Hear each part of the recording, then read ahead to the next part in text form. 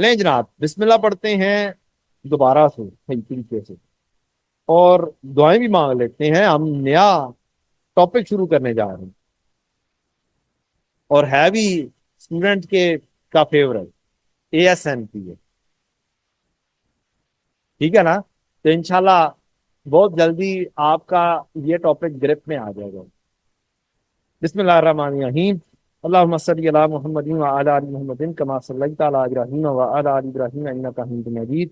अल्लाहुम्मा बारिक अला मुहम्मदिन व अला आलि मुहम्मदिन कमा बारकता अला इब्राहीम व अला आलि इब्राहीम इन्नका हमीदुम मजीद।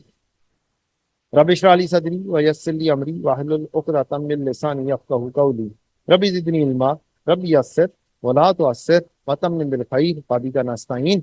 अल्लाहुम्मा इन्नी अस्अलुका इल्मन नाफ़िअन व अमलन मुतक़ब्बलन व रिज़्क़न तय्यिबा। आगाज करते हैं जी हम ASNPO, accounting standard non profit organisation. सबसे पहली कहानी जो स्टूडेंट्स में एक माइंड सेट के अंदर एक बहुत जोर से बैठी हुई है, कंट्रीब्यूशन का क्या करना है, कब कौन कौन सी कंट्रीब्यूशन की एंट्री है। तो बेटा सिर्फ तीन ऑप्शन, जो पैसे आने हैं उनके सिर्फ तीन ऑप्शन। या तो कंट्रीब्यूशन ने इनकम में जाना है, या इसे डेफर्ड इनकम में जाना है, या इसने फंड में जाना है। तो पहली तो कहानी ये मैंने दिखा दी, कब इनकम में जाना है, कब डेफर्ड में जाना है, और कब फंड में जाना है। तो सिर्फ डेफर्ड और फंड की बात करते हैं, बाकी सारी इनकम ने, बाकी सारे वैल्यूज ने कहां पर जाना है? इनकम में जाना, इनकम एंड एक्सपेंडिचर। अगर पैसा आया, रेस्ट्रिक्टेड और अनरेस्ट्रिक्टेड दो कहानियां तो पता है। रेस्ट्रिक्टेड पैसा आया, ये कहा गया कि लैंड खरीदने के लिए पैसा दिया, मींस लैंड एक नॉन डेप्रीशिएबल एसेट, इसके लिए पैसा आया, तो इसने जाना है फंड, नॉन डेप्रीशिएबल एसेट के लिए जो पैसा आएगा, लैंड खरीदने के लिए जो पैसा आएगा, उसने कहां पर जाना है? फंड में जाना। IAS 20 याद होगा आपको, ग्रांट मिलती है, कहां पर लिखते हो? ग्रांट रिलेटेड टू एसेट, कहां पर लिखते हैं?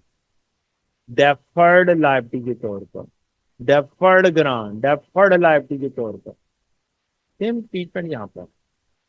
डेप्रीशिएबल एसेट के लिए अगर पैसा आएगा, तो उसे डेफर्ड लायबिलिटी के तौर पर लिखोगे, ये लायबिलिटी है। Deferred income means liability, deferred liability के तौर पर, डेप्रीशिएबल का पैसा।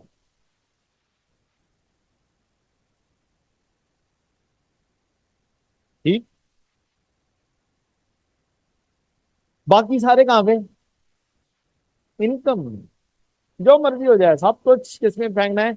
इनकम में फेंकना। हाँ, ये जरूर हो सकता है IAS 20 की तरह 3 सालों के एक्सपेंसेस के लिए पैसा मिल जाएगा, तो ऑब्वियसली उसको क्या करोगे? डेफर्ड करके लिखोगे और 3 सालों पे मोटाइज करोगे उसे। तो समझो कि IAS 20 है जो यहाँ पे फॉलो होना। क्या होना है? IAS 20, बस IAS 20 के अंदर ऑप्शन होती है ग्रांट रिलेटेड टू एसेट के अंदर नेटिंग ऑफ। यहाँ पे नेटिंग ऑफ की ऑप्शन नहीं है। यहाँ पर क्या रखना है? बस डेफर्ड में रखना है। कहानी close. So simple as this. पैसा आया, पहली कहानी क्या है? IAS 20 जेन में लेकर आना है। क्या करना है? IAS 20 डेप्रीशिएबल एसेट की कहानी के लिए। नॉन डेप्रीशिएबल सीधा लैंड कहां पे जानी है? क्योंकि उसकी अमोर्टाइजेशन नहीं होनी है, इसलिए कहां पर लिखा जाना है? फंड। एमोर्टाइजेशन होनी है, डेप्रीसिएशन होनी है एसेट की, तो कहां पे लिखा जाना है? डेफर्ड। बाकी हर किस्म की पैसा कहां पे जाना है? इनकम। मुश्किलें आसान होगी, कहानी आसान होगी। जो ये पूरे स्टैंडर्ड का कह लो क्रक्स है, जिसमें सबसे ज्यादा स्टूडेंट्स को क्या होती है? प्रॉब्लम। तो सिंपल दो तीन बातें याद है। दोबारा से लिखने लगाऊं, क्या लिखने लगाऊं, दोबारा से लिखने लगाऊं, और एक लाइन मजीद ऐड अप करने लगा, कैश डेबिट डेफर्ड लायबिलिटी, किसके लिए होगी, डेप्रीशिएबल एसेट के लिए अगर पैसा आएगा।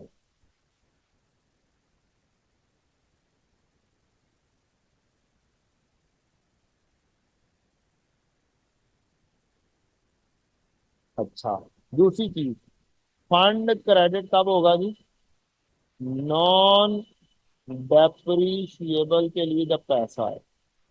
एक चीज होती है एंडोमेंट, तो एंडोमेंट का पैसा आएगा तो वो तो कहाँ पे जाना है, वो फंड में ही जाना, वो एंडोमेंट फंड में जाना। ठीक है जी, इसलिए मैंने अलहदा से मैंने कहा एक लाइन और लिख दूं मजीद कम, एंडोमेंट फंड में जाएगा, एंडोमेंट का पैसा वो एंडोमेंट के फंड में जाएगा, बाकी सारा पैसा इनकम, बाकी हर किस्म का पैसा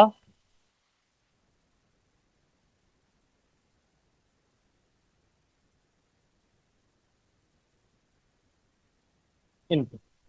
घंटी कहानी, मुश्किल कहानी। तो, अच्छा, एक चीज और, हमने लोन लिया हो लैंड खरीदने के लिए, बैक एंड पर्पस क्या है, लोन किससे लिए लिया, लैंड खरीदने के लिए।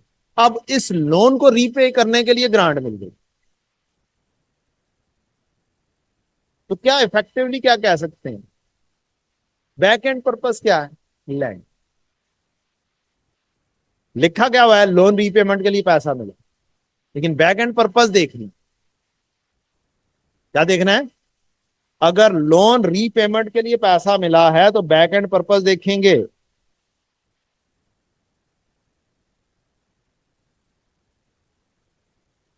ग्रांट मिली, डोनेशन मिली, क्या देखेंगे, बैक एंड पर्पस देखेंगे। अगर लैंड हुआ पर्पस तो कहां पे पैसा आएगा, फंड में। अगर डेप्रीशिएबल एसेट पर्पस हुआ तो पैसा कहां पे जाएगा, डेफर्ड लायबिलिटी में। अगर पर्पस एक्सपेंसेस का इनकर करना हुआ तो पैसा कहां पे जाएगा, इनकम। ठीक, कोई भी और पर्पस है, अदर पर्पस है, तो पैसा कहां पे जाना है, इनकम में जाना है। मीन्स कहानी वन सेकेंड कहां पे आती है, यहीं पे सामने। क्लियर, अब आ जाए, कंट्रीब्यूशन रिलेटेड टू एक्सपेंस अगर करंट ईयर का होगा तो फिर कैश डेबिट और इनकम क्रेडिट। अगर फ्यूचर ईयर से रिलेटेड अगर पैसा मिल जाएगा तो फिर ऑब्वियसली 2-3 सालों पर मुहित करना है पैसा, तो फिर कहां पे लिखोगे, पहले नंबर पर डेफर्ड लायबिलिटी में, और फिर एक्सपेंस के हिसाब से कहां पर लेकर जाओगे, इनकम। ये बहुत रेयर होता है, क्या है कि जी 12 साल के एक्सपेंसेस के लिए, 10 साल के, 3 साल के लिए, 2 साल के एक्सपेंसेस के लिए है, तब इसको तोड़ना है 2-3 हिस्से। क्लियर, डेप्रीशिएबल एसेट से रिलेटेड हो तो कैश डेबिट और डेफर्ड लायबिलिटी, बाद में डेफर्ड लायबिलिटी डेबिट और इनकम क्रेडिट होगी over the life of the S. IS-20, only IS-20 को ध्यान में रखो, कहानी क्लोज है। आपको नॉन डेप्रीशिएबल एसेट से रिलेटेड मिलते हैं पैसे, कैश डेबिट और लैंड फंड क्रेडिट। एंडोमेंट से मिलते हैं cash debit, endowment fund credit. Life membership मिलती है, डेफर्ड लायबिलिटी। पुराने जमाने की कहानियां हुआ करती थी, अगर डेथ हो जाएगी तो उसे ट्रांसफर कर देना, ये कर देना, वो कर देना। कोई एग्जाम्पल स्टडी टेक्स्ट में ऐसी नहीं, one and only treatment given study text में क्या है, वो डेफर्ड लायबिलिटी के तौर पर लाइफ मेंबरशिप आ जाएगी। तो ये भी एक हिसाब से 10 साल के लिए नहीं करके एस्टिमेटेड बेसिस पे कि ये बंदे 10 साल जिएंगे, या 10 साल के अंदर ये जो पैसा आया हमने इसको एज अ पॉलिसी 10 साल में इसे मोटाइज कर देना, इनकम में ट्रांसफर कर देना। अब हर बंदे की क्या लाइफ के हिसाब से कर सकते हो डीलिंग? नहीं कर सकते यार, पॉसिबल नहीं है। एक नॉन प्रॉफिट ऑर्गेनाइजेशन जो डील कर रही है, जैसे आई क्या था आपका फेवरेट नॉन प्रॉफिट ऑर्गेनाइजेशन, तो कितने मेंबर्स, और जितने भी 60 साल से ऊपर है और काम नहीं कर रहे वो सारे लाइफ टाइम मेंबर। अब ओबियसली पैसा आया है, लाइफ टाइम की इकट्ठी मेंबरशिप फीस आई है। अब इसको ये नहीं रखना कि जी बंदा जाएगा तो ही हमने इसे ट्रांसफर करना है इनकम। 5 साल, 4 साल, 10 साल कोई पॉलिसी डिफाइन कर देंगे कि इसको क्या करना है, इस पैसे को इतने सालों पे मोटाइज कर देना है, ट्रांसफर कर देना है इनकम। बात क्लियर? तो डेफर्ड लायबिलिटी के तौर पर ही इसने भी डील हो। तो फिर अगर मजीद हम करें तो यहां पर डेफर्ड लायबिलिटी में डेप्रिशिएबल एसेट एंड क्या कर लो, लाइफ मेंबरशिप कर लो। बड़ी समरी हो गई, डन। तो इतनी लंबी कहानी की एक एंट्री के अंदर कहानी खत्म हो गई। रीपेमेंट ऑफ लोन की कहानी भी यहीं पे खत्म हो गई है। तो ये पूरा स्टैंडर्ड है जो प्रॉब्लम करता है आप लोगों को कि कब क्या करना है। ये आपकी आ गई फुल फ्लैज summary of major lots of entry, lots of problem. आगे बढ़े, ये लंबी चौड़ी कहानी है, एग्जांपल्स की कहानी है वो, अच्छा नहीं डिस्कस करते हैं। टाइप्स ऑफ इनकम 3 किस्म की होगी। कंट्रीब्यूशन है एक्सटर्नली रेस्ट्रिक्टेड एंडोमेंट, और तीसरी कौन सी, अनरेस्ट्रिक्टेड। अनरेस्ट्रिक्टेड मीन्स कोई रेस्ट्रिक्शन नहीं है, डायरेक्टली इनकम में जाएगी। रेस्ट्रिक्टेड एंडोमेंट से रिलेटेड है, एंडोमेंट में जाएगा पैसा। और रेस्ट्रिक्टेड है, एक्सटर्नल रेस्ट्रिक्शन बस हो सकती है। ग्रांट रिलेटेड टू एसेट की कहानी। फीस या सर्विसेज अगर आपको मिलेगी तो कैश डेबिट सर्विस की इनकम, डोनेशन मिलेगी cash debit donation income credit. कोई मटेरियल मिलता है, क्या है जी, कोई बंदे ने कहा कि जनाब मैं आपको क्या करता हूं, बिल्डिंग बनाने के लिए सीमेंट दे देता हूं। एक बंदे ने कहा मैं आपको बजरी दे देता हूं। तो अब सीमेंट या बजरी आ गई, यूज भी हो गई, लिखी नहीं गई, किताबों में लिखी जानी चाहिए। क्या लिखेंगे, बजरी आई, इन्वेंट्री आई, फिक्स एसेट आया, किसके ऊपर,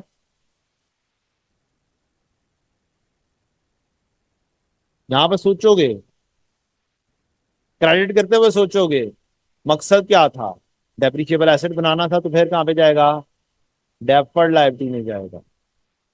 कहां पे जाएगा, डेफर्ड लायबिलिटी में जाएगा। अगर मकसद ये मटेरियल था जस्ट यूज करने के लिए, तो ये फिर कहां पे जाएगा, इनकम में चला जाएगा। तो मकसद देखेंगे, बैक एंड पर्पस देखेंगे वंस अगेन, उसके हिसाब से एंट्री होनी। मसलन कैपिटल एसेट के लिए अगर मिला तो डेफर्ड में जाएगा, ये लिख दिया हुआ है ऊपर। असल में सर्विसेज थी, मटेरियल एंड सर्विसेज के लिए जाना है जो यूज हो जाना है।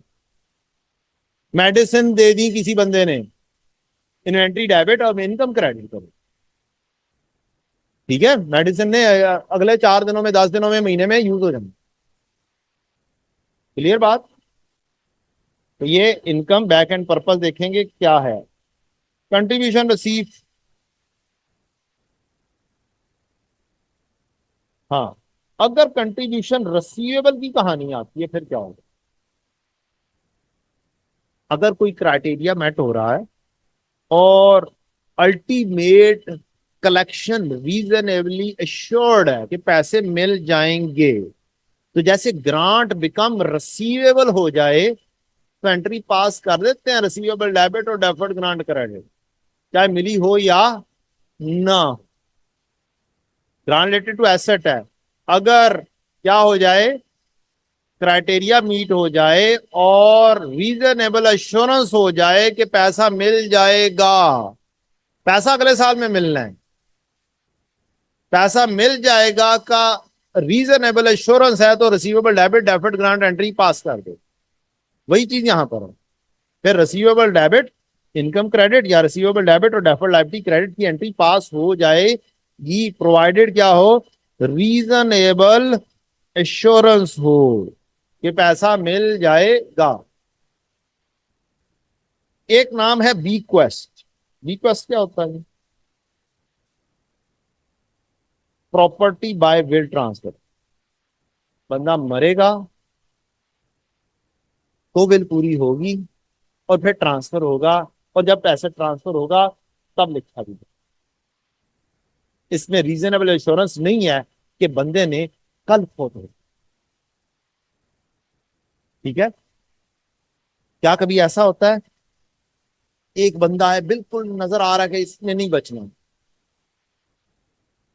और अगले दिन नहीं, अगले 2-4 महीने बाद वो चल फिर रहा हो और 5 साल वो जीता रहता है? ऐसा होता है। और ऐसा भी होता है कि एक बंदा चंगा भला चल रहा है, अगले दिन पता चलता है वो दुनिया में नहीं। तो जिंदगी इस चीज का नाम है। जब तक जिंदगी है तब तक विल पूरी नहीं होगी, तब तक एंट्री पास नहीं होगी। ठीक है, तो ये दो चीजें हैं, एक रिक्वेस्ट है और एक प्लेज के नाम से। प्लेज क्या है? प्रॉमिस टू कंट्रीब्यूट कैश और other asset to an NPA. बाबा जी ने कह दिया जनाब मसीत वास्ते की ना है सीमेंट मेरे वालों, तो ना बाबा जी लाभ दे पाए ने ना सीमेंट लाभ जा पाया।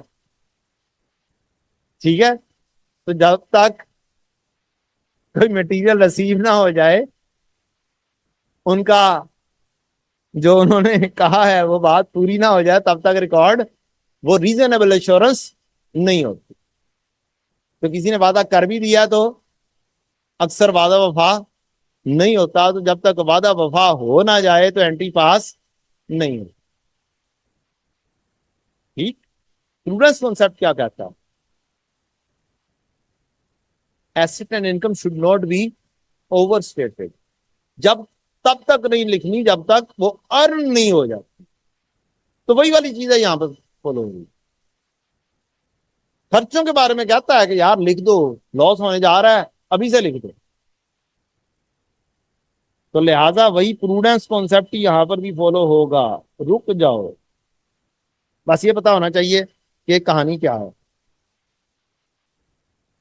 Membership fee, subscription, subscription receivable का अकाउंट होना चाहिए, ज्वाइनिंग फीस है, इनकम आएगी, life membership fee, deferred life होगी, investment income, cash debit, interest income credit, cash debit, dividend income credit, surplus on running bar या कैंटीन शॉप होगी, sale less cost of से GP expenses करेंगे, salary के देंगे और net profit आएगा। जो कोई रनिंग एंड इवेंट वगैरह हो इसके बारे में इवेंट फी लेस इवेंट एक्सपेंस ऐसे भी कर सकते हैं, और इनकम अलहदा से लिख दें, एक्सपेंडिचर अलहदा से लिख दें, दोनों चीजें हो सकती हैं। It depends on the judgement. ये जजमेंट के ऊपर डिपेंड करता है कि आपको किस तरीके से जजमेंट लेनी है। क्वेश्चन में कुछ नहीं लिखा हुआ, it's up to you. Separately deal करना चाहो सेपरेटली डील कर दो, नेट करके एक इवेंट को नेट शो करना चाहते हो नेट शो कर दो। लें जी, अब जल्दी जल्दी कहानी। अगर इंटरनली रेस्ट्रिक्टेड कंट्रीब्यूशन होगी, पैसा आएगा, तो इंटरनली रेस्ट्रिक्टेड की कहानी बोर्ड ऑफ ट्रस्टीज ने डिसाइड करनी है। बोर्ड ऑफ ट्रस्टी जब डिसाइड करेंगे तो फिर ट्रांसफर होगा बिल्कुल जनरल रिजर्व की तरह।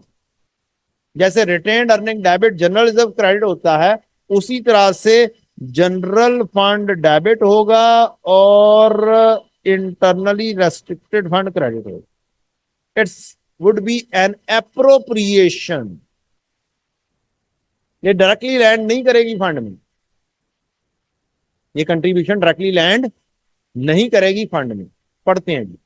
A social club is a small town has managed to accumulate a significant balance on its accumulated fund over the year.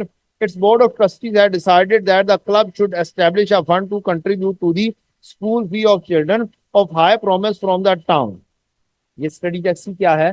Example है। Parents of such children would apply to the club for grant of 50,000. A total of 1.5 million is to be set aside for this purpose.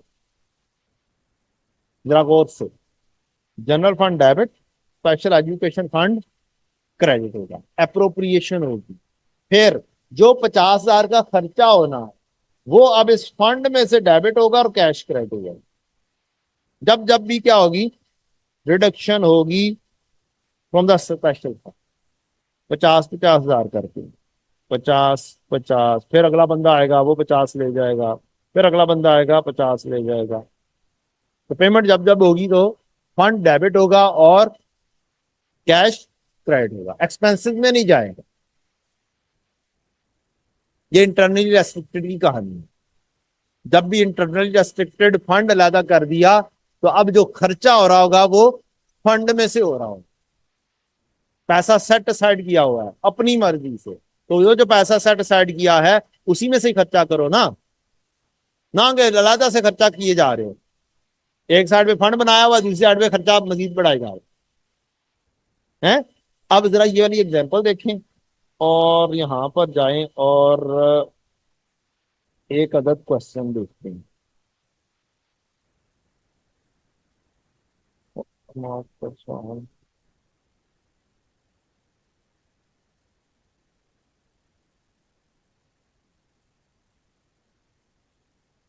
ये एक सवाल है, कब का है?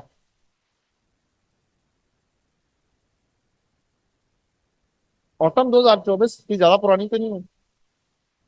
हम्म एक line item पढ़ते हैं, सिर्फ लाइन आइटम आपको पढ़ाने के लिए कि स्टडी टेक्स्ट की एग्जांपल्स कितनी इंपॉर्टेंट है, छोटी छोटी सी।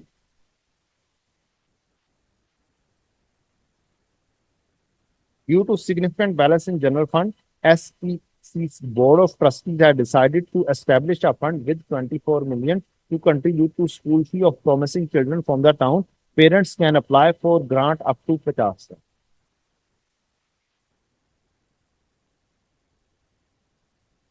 एक छोटी सी बात कहने के लिए ये पढ़ाई है, वो क्या, भले स्टडी टेस्ट की एग्जांपल्स को सिर्फ पढ़ो, समझो और आगे चले जाओ। मैंने अभी क्या किया, पढ़ी, समझी और आगे चला गया, यही काम किया ना, और तो कुछ नहीं किया। जस्ट पढ़ो, समझो और आगे चले जाओ। पेपर में आती हैं और मुसलसल पिछली 3 4 अटेम्प्ट से यही काम हो रहा है। एक छोटी सी एग्जांपल को पिक किया जाता है, किसी एक क्वेश्चन में फिट इन कर दिया, अमाउंट तक सेम रख दिया उसने 50,000, और क्या चाहिए। स्कूल की कहानी भी सेम रख दी है, और क्या चाहिए।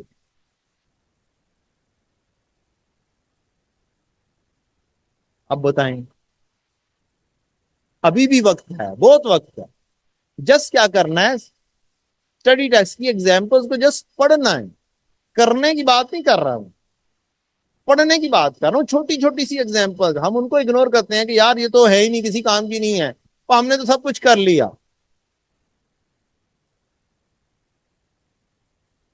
पेपर करने का तरीका आ गया, ये एग्जांपल्स लाजमी तौर पर पढ़ लीजिए।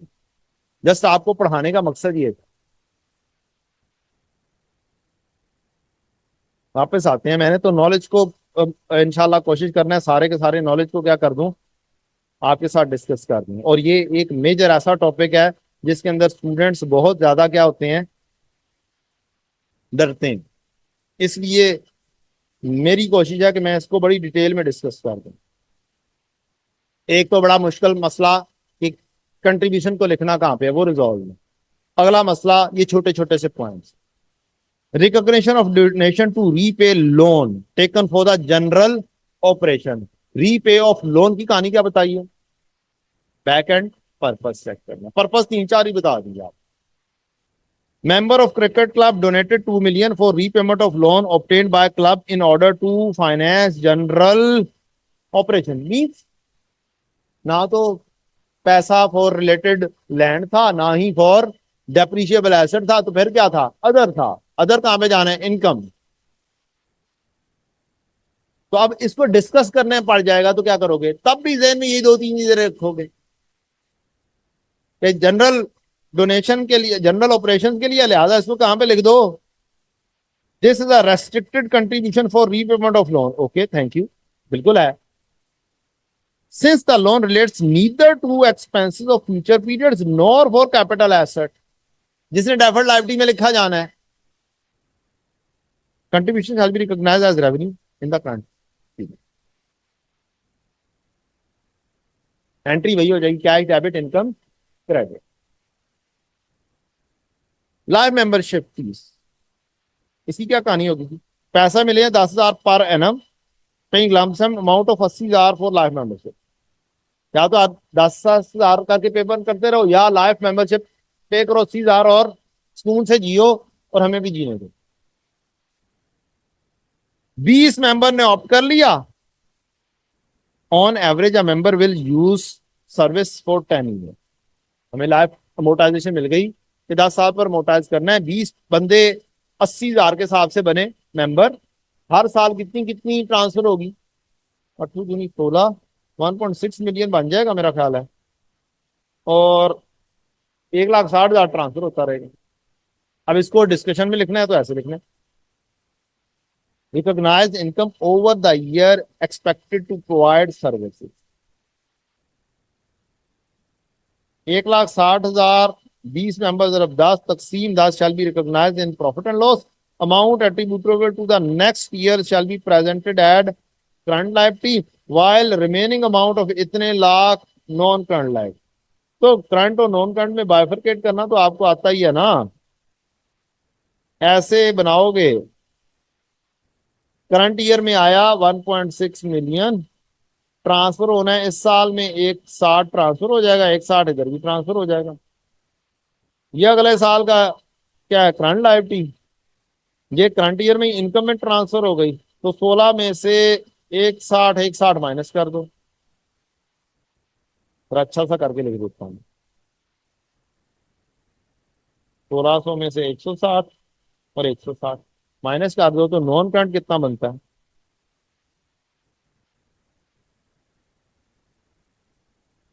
1280। आधे से ज्यादा मामला तो आपके टाइमलाइन पे डील होते हैं। बना दिया करें टाइमलाइन, यकीन माने एग्जामिनर नहीं मारेगा आप, जिस तरह की मर्जी वर्किंग कर दो अपनी आसानी के साथ।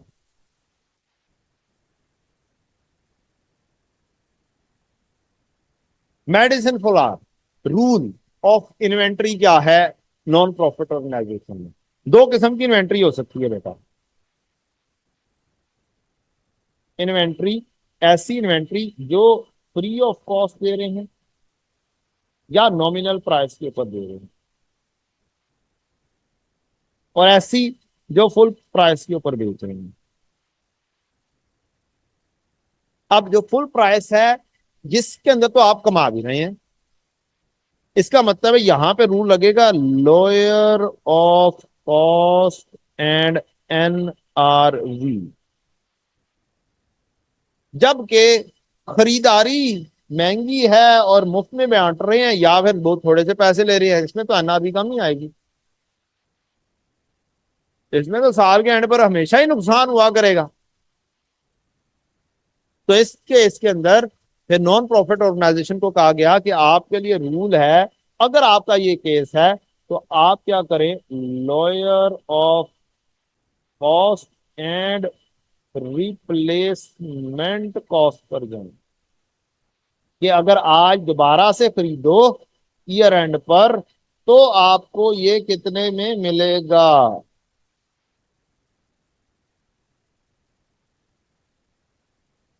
ये रूल है।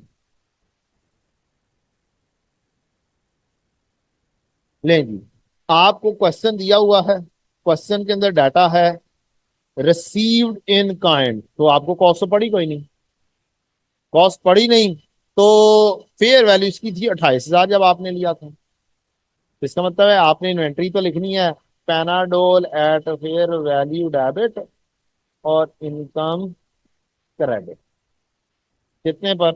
28,000। तो इसकी डीम्ड कॉस्ट क्या बन जाएगी? 28,000। तो कॉस्ट के अंदर क्या कर लोगे आप? 28 कर लोगे। NRV बिक रही है ये सस्ते दामों 6,000 पर, अगर नई खरीदो तो कितने में खरीदोगे? 28,000 और 26,000।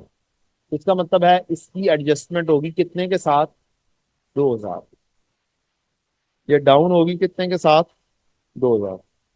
अगली कॉस्ट कितनी है, ये खरीदे मैं 24 में खरीदा, अब इसमें फेयर वैल्यू तो आनी नहीं है, ये सारे फ्री में जा रहे हैं या फिर नॉमिनल प्राइसेस पर बेचे जा रहे हैं। तो इसके अंदर तो एनआरबी का तो रूल वैसे ही क्या हो जाएगा, साइड पे। ठीक, फेयर वैल्यू का रूल भी कोई नहीं लगना, जस्ट कंपैरिजन होगा किसका, कॉस्ट वर्सेस रिप्लेसमेंट कॉस्ट, जीतेगी कौन सी, कॉस्ट, लॉयर। इसके अंदर दोनों सेम है, इसके अंदर कौन सी जीतेगी, एडजस्टमेंट कितने की हो जाएगी, 300 की, 300 से कम हो जाएगी ना, ये 2000 से कम हो जाएगा और ये 300 से कम हो जाएगी। इसमें कौन सी चीज जीतेगी, कॉस्ट। तो दो जगहों पे एडजस्टमेंट होगी आपकी, लेस करेंगे lower of cost and replacement cost. ये अभी टेस्ट नहीं किया गया, कर लेगा इंशाल्लाह। जब नॉलेज ना हो तब मसला होता है ना, जब नॉलेज हो तो मसला नहीं होता, रिजॉल्व हो चुका होता है। ले जनाब, अब हमने इंपेयरमेंट लॉस, एक एसेट था 6 लाख का, इसकी कैरिंग अमाउंट क्या थी 6 लाख, ये जल के राख हो गया, और इससे रिलेटेड एक अनअमोर्टाइज्ड डेफर्ड कंट्रीब्यूशन भी 4 लाख की मौजूद थी। ये डिस्ट्रॉय हो गया फायर से। जब एक एसेट आउट होगा तो फिर उससे रिलेटेड सारी चीजें क्या होंगी, आउट हो जाएगी। मींस आपने इंपेयरमेंट लॉस डेबिट और पीपी की क्रेडिट बुक किया, सारे का सारा एसेट लॉस में बुक कर दिया, सफास्ती से पीपी को मिटा दिया, तो फिर उसकी डेफर्ड लाइबिलिटी को भी तो खत्म करो ना। डेफर्ड लाइबिलिटी है उसे भी क्या करो, ट्रांसफर कर दो फिर। डेफर्ड लाइबिलिटी डेबिट और इनकम क्रेडिट, रूट इनकम के जरिए होगा, सरप्लस नहीं है कि रिटेन अर्निंग में ले जाओ या डायरेक्टली फंड में लैंड कर दो, इनकम में से रूट होगा।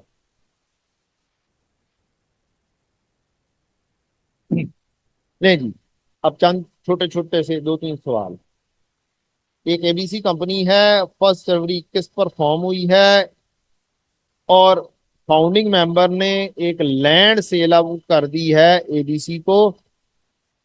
जो लैंड थी फेयर वैल्यू उसकी 4 मिलियन थी, लेकिन बेच दिया सिर्फ सिर्फ 1 मिलियन। क्या लैंड एक नॉन डेप्रिशिएबल एसेट, क्या 3 मिलियन मुफ्ते का है, तो 3 मिलियन जो मुफ्ते का है के हिसाब से वो पैसा आया। लैंड फेयर वैल्यू पर लिखोगे 4 मिलियन की, कैश पे करना पड़ा आपको 1 मिलियन, क्रेडिट हो जाएगा, और बाकी जो मुफ्ता है वो फंड में चला जाएगा। पैसा भी तो मुफ्त में आता है ना। अगर 3 मिलियन बंदा देता तो कहां पे जाना था लैंड खरीदने के लिए, फंड में, लैंड फंड में। तो अब लैंड ही आ गई है तो वो भी कहां पे जाएगी, जो मुफ्त वाला हिस्सा है वो फंड में जाएगा। कैश 3 मिलियन आता, 1 मिलियन पल्ले से लगाते और फिर वही वाली लैंड खरीदते, तो जो कैश लैंड खरीदने के लिए आना था वो फंड में जाना था, कैश तो कहीं का रहना नहीं था, ये लैंड फंड में चला जाएगा। एक क्लब ने फॉर्म हुआ 1 जनवरी को, when a founding member given 4 million not to be used by ABC but invested income may be used by ABC. ये क्या कहानी है, ये है एंडोमेंट की कहानी। अगर आप कोई पैसा आए उसको खुद यूज ना कर सकते हो, उसने इन्वेस्ट होना हो और उससे जो इनकम हासिल होनी है वो हासिल यूज कर सकते हो, तो इसको बोलते हैं एंडोमेंट। लाजमी नहीं है लिखा हुआ ही मिले कि एंडोमेंट के लिए पैसा आया, तो ये एंडोमेंट का पैसा है, कैश डेबिट करेंगे, एंडोमेंट फंड क्रेडिट करेंगे। आगे कहता है कि जी हमने 4 लाख रुपया क्या किया, इनकम अर्न की है, और income generated has to transfer 10% to endowment fund, और 10% इनकम में से भी सेपरेट करके फंड में ही रखनी। तो इसका मतलब है 4 लाख जो आया वो कैश डेबिट कर दो, इसका 10% ट्रांसफर करो किसमें, फंड में, और बाकी का इनकम लिखो, बैलेंसिंग।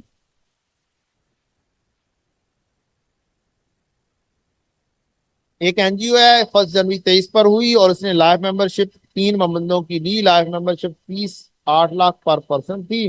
10 साल तक इसको क्या करना है, अमोर्टाइज करना है। तो कैश ले लें 3 बंदों का, जरब 8 lakh, 24 lakh. Cash debit, deferred liability credit, और हर साल क्या करोगे, डेफर्ड लाइबिलिटी डेबिट और इनकम क्रेडिट। ले जी, बड़े मसले सॉल्व हो गए हैं। अब हमने 2-3 स्टाइल के सवालों को डील कर, 2-3 स्टाइल के सवाल, और कोशिश मैंने रात को बैठ के की है कि इससे रिलेटेड कोई तरीका कार लिख दूं ताकि जिंदगी स्कूल में थोड़ी सी मजीद आ जाए। एक सवाल है क्वेश्चन के अंदर, जब आपको रिसीट एंड पेमेंट गिवन होगा, आपने बनाना है इनकम एंड एक्सपेंडिचर और statement of financial position. Receipt and payment आपको बना बनाया भी मिल सकता है और स्कैटर्ड फॉर्म में रिसीट्स और पेमेंट्स भी मिल सकते हैं।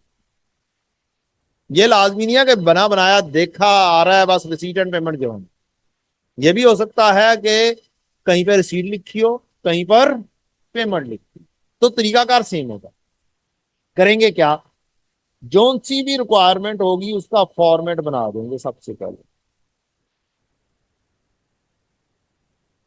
फिर आप क्या करेंगे, क्वेश्चन के अंदर जोन से भी बीडी सीडी गिवन किए हुए हैं, जिन जिन भी टी अकाउंट के, उनके ओपनिंग क्लोजिंग लिखें। कुछ के हिडन भी होंगे। मसलन लाइव मेंबरशिप का बोले कि 2 साल पहले आई थी, इतने बंदों ने किया था। ये अभी जो सवाल किया, कहा 2 साल पहले ये बंदों ने किया था, तो अब हम स्टैंड कर रहे हो 1 जनवरी 25 के ऊपर स्टैंड कर रहे हैं, तो फिर बैलेंस कितना होगा लाइव मेंबरशिप का। आप कहेंगे 2 साल पहले आया था, तब 2400 आया था, एक साल में 240 ट्रांसफर हुआ, और अगले साल में भी 240 ट्रांसफर हुए, तो यहाँ पर वैल्यू कितनी हो जाएगी, 2880। ये हिडन होगा बीडी, क्या होगा, हिडन बीडी होगा। तो हिडन बीडी भी हो सकते हैं, इंफॉर्मेशन होगी, हिडन बीडीज को ढूंढना होगा कि अकाउंट में बाद में जाके लिखना। Timeline would be best so to find the BD.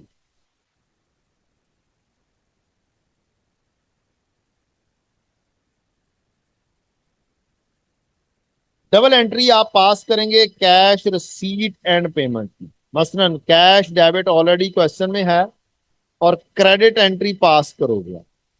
मुख्तलिफ टी अकाउंट्स में जा रही होंगी, कोई डायरेक्टली फेस पर जाएगी, कोई टी अकाउंट में जाएगी।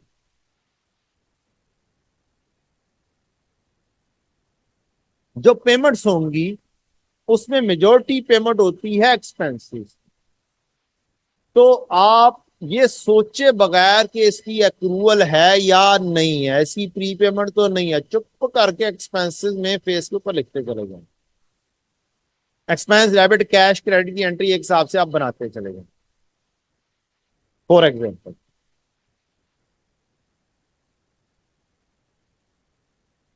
एक्रूड एक्सपेंसिव, प्री पेमेंट भी ऐड कर देते हैं। एक बीडी है, एक सीडी है, 30-40। प्रीपेड भी आपको नजर आ रहा है 50 और 70। आपके पास कैश है जो कि रसीट एंड पेमेंट में से नजर आ रहा है।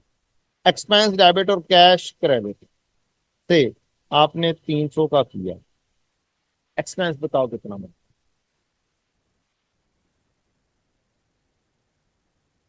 जी, पक्की बात है, 290 बनता है। 290। अब अगर जिंदगी सुकून में रखनी है ना, अगर जिंदगी सुकून में रखनी है, तो ये ढूंढने की कोशिश नहीं करनी कि कौन सा एक्सपेंस है कौन सा एक्सपेंस नहीं है। आपने फॉर्मेट बनाया हुआ है, एक्सपेंडिचर के अंदर आप क्या कर रहे हो, एक्सपेंडिचर। के अंदर आपने एक एक्सपेंस जो था वो आपने पेमेंट की 300 की, ये लिख देंगे। कहां से देख के? रिसीट एंड पेमेंट से देख के आपकी एक लाइन आइटम फिल हो जाएगी। अब आपने ओपनिंग क्लोजिंग के टी अकाउंट बनाए होंगे, जो मैंने पहले कहा कि जो से भी ओपनिंग क्लोजिंग दिए हों उनके क्या बनाए हो? T account. There is a possibility कि एक इलेक्ट्रिसिटी एक्सपेंस हो, मैंने सारी चीजें इकट्ठी कर दी हैं, एक इलेक्ट्रिसिटी पेबल हो और दूसरा हो प्रीपेड इंश्योरेंस। ठीक है। बीडी आ रहे हैं आपके 50 और 70,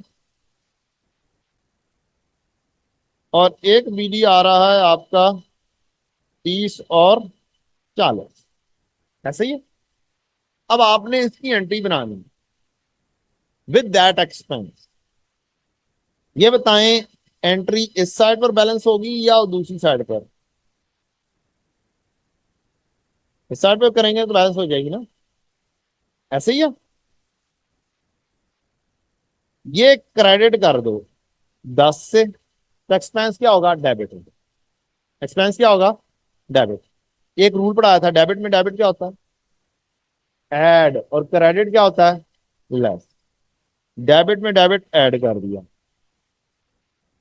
अच्छा, अब यहां पर एंट्री कौन सी साइड पे बैलेंस बनेगी? यहां पर 20 के साथ। अब प्रीपेड डेबिट हुआ, एक्सपेंस को क्या होना है? क्रेडिट। क्या होना है? एक्सपेंस को क्या होना है? क्रेडिट। प्रीपेड क्या हो गया? डेबिट। और एक्सपेंस को क्या होना है? क्रेडिट। -20। वैल्यू क्या आई? 290। मैं इसी से एक रीसेंट अटेम्प्ट आपको जुबानी ऐसे सोल्व करवा सकता। ऐसे ऐसे सोल्व होगी। क्या होगी? ऐसे ऐसे, जस्ट इस नॉलेज की बेसिस के ऊपर। उसमें हम टी काउंट भी नहीं बनाएंगे। क्या करेंगे? जस्ट ओपनिंग और क्लोजिंग का डिफरेंस लेंगे और एंट्री पास करेंगे, सॉल्व हो जाएगा। आपको पता होगा, आपने क्या बताया? मुझे आपने बताना है। 290 बन रहा, 360 कैसे बन गया? क्या? एक्सपेंडिचर में जो 360 नहीं है, 300 है बेटा। पेमेंट है 300। ये वाली पेमेंट लिखी है। रिसीट एंड पेमेंट से करना क्या है? जो भी पेमेंट हो रही है चुप करके क्या कर दो? एक्सपेंस में लिख दो। ये अकाउंटेंट ऐसे ही करते हैं, और यही एडजस्टिंग एंट्रीज आपको मिलती हैं करेक्शन ऑफ एरर में। कि अकाउंटेंट ने एक्सपेंसेस में लिख दिया है, अब प्री पेमेंट लिखना भूल गए हैं, तो प्री पेमेंट की एंट्री क्या पास करते हैं? प्रीपेड डेबिट और एक्सपेंस क्रेडिट। ये एंट्री हो गई है, प्रीपेड डेबिट और एक्सपेंस क्रेडिट। एक्रूवल की एंट्री पास करते हैं, एक्सपेंस डेबिट और पेएबल। ये एंट्री बन गई है, एक्सपेंस डेबिट और पेएबल क्रेडिट। ठीक है। यही वाली एंट्रीज हैं, कोई नई एंट्री नहीं है, जस्ट आपको सिखा रहा हूं कि फेस के ऊपर काम कैसे करना। अब ये एक अपना अंदाज है कि आपने क्या करना है, ये वाला सवाल इस तरीके से कैसे सॉल्व करना है। एक दो रिसेंट अटेम्प्ट में आए हुए हैं सवाल, मिल जाए सी मुझे, मैंने कॉपी किए हैं उसे। पता तो यार कॉपी किया था मैंने। सवाल तो इतने हैं, कोई हद नहीं। प्लानिंग इंसान तो बहुत सारी करता है कि आपके लिए ढेर सारा काम लेकर आना है, पर टाइम कोई नहीं होता।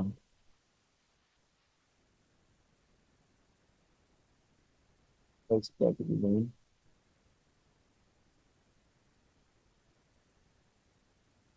पक्का नहीं हुआ कभी।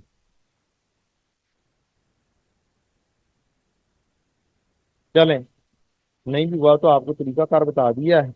अब आप करेंगे तो वो सॉल्व हो जाएगा इंशाल्लाह। या ब्रेक में मैं कॉपी कर लूंगा और फिर बाद में दिखा दूंगा। No tension. आगे बढ़ते हैं हम, फॉर्मेट को आगे लेके चलते हैं। एक टाइप ऑफ क्वेश्चन ये हो गया। ये हर तरह के सवाल के अंदर ये वाली डीलिंग ऐसे ही हो सकती है तकरीबन। दूसरे किस्म का सवाल होगा, ट्रायल बैलेंस आपको गिवन होगा, वहां से इनकम एंड एक्सपेंडिचर और स्टेटमेंट ऑफ फाइनेंशियल पोजीशन बनानी है। इसका तरीकाकार ये होगा कि आपने फॉर्मेट बनाने के बाद ट्रायल बैलेंस की करनी है पोस्टिंग, और फिर एडजस्टमेंट्स की करनी है double end, its style, introduction to accounting का स्टाइल वाला सवाल। फॉर्मेट गिवन होगा, फॉर्मेट बनाएंगे, ट्रायल बैलेंस की पोस्टिंग करेंगे और डबल एंट्रीज परफॉर्म करेंगे, एडजस्टमेंट। और तीसरा सवाल है कि जी आपको रिक्वायरमेंट है रिसीट एंड पेमेंट की ही रिक्वायरमेंट। इसके अंदर भी आप क्या करेंगे, फॉर्मेट रिसीट एंड पेमेंट का बनाएंगे, प्लस अगर इनकम एंड एक्सपेंडिचर भी रिक्वायर किया हुआ है तो वो बनाएंगे, और पी अकाउंट बनाने के बाद डबल एंट्रीज परफॉर्म करेंगे। और अब आपको बैलेंसिंग फिगर कैश की मिलेगी, जैसे कैश फ्लो बनाते हैं तो कैश की बैलेंसिंग फिगर मिलती है, उसी तरह से यहां पर बैलेंसिंग फिगर मिलेगी। इससे रिलेटेड एक ही सवाल है, हर बंदा ने किया होगा, गुलशन क्रिकेट क्लब का, तकरीबन हर स्टूडेंट ने किया होगा। नहीं भी किया हुआ तो 2-5 मिनट लगेंगे डिस्कस करने। पहला काम क्या करना है, आपके पास ओपनिंग क्लोजिंग है, ये ओपनिंग है, ये क्लोजिंग, तमाम अकाउंट के अंदर ओपनिंग क्लोजिंग लिख दो। टी अकाउंट ओपन करने हैं, क्या करनी है, ओपनिंग क्लोजिंग लिख देंगे, स्पीड में ओपनिंग क्लोजिंग लिखेगा। अगला स्टेप, आपने एडजस्टमेंट्स पढ़नी है। Following information is also available in respect of year ended 30 June 2008। कहता है depreciation for the year has been credited directly to the asset account. इस लाइन का मतलब, लाइन का मतलब है डेप्रीसिएशन डेबिट और एसेट क्रेडिट। एसेट अकाउंट अपनी बुक वैल्यू पर बन रहा है। The rates of depreciation are as follows, building 5%। अब हम चलकर देखते हैं बिल्डिंग था कितना, और आपने लिखा तो क्या बना। जस्ट एक चीज सीख के फिर आगे बढ़ेंगे। बिल्डिंग, बिल्डिंग थी जनाब 6024, क्लोजिंग थी 6438। 6024 6438.15, ये था सीडी। यहां पर इसका मतलब है एक डेप्रिसिएशन की एंट्री आई हुई। अब अगर आप गौर से देखें, बीडी से क्लोजिंग ज्यादा है, इसका मतलब एक मस्ट एंट्री यहां पर मौजूद है, बिल्डिंग डेबिट और कैश क्रेडिट, लाजमी तौर, इसके बगैर हो नहीं सकती। 5% की डेप्रीसिएशन, क्वेश्चन में डेट ऑफ परचेज गिवन नहीं, क्या कंसिडर करेंगे। का मतलब ये होगा साल के शुरू में ही एसेट खरीदा गया है, नजर आ रहा है खरीदा गया, साल के पहले दिन ही एसेट खरीदा गया, इस लाइन का मतलब ये है। अब आपके पास क्लोजिंग है और डेप्रीसिएशन, दो, सॉरी, दो वैल्यूज हैं, दो वैल्यूज में से हैं, कोई एक वैल्यू पहले आ जाए तो दूसरी वैल्यू मालूम हो सकती। अब आपको कोई ना कोई रिलेशनशिप ढूंढना।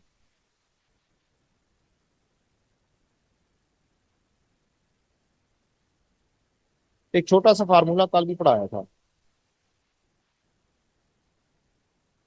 W DV closing is equal to W DV opening into 1 - rate into time. Reducing balance है क्या, स्ट्रेट लाइन।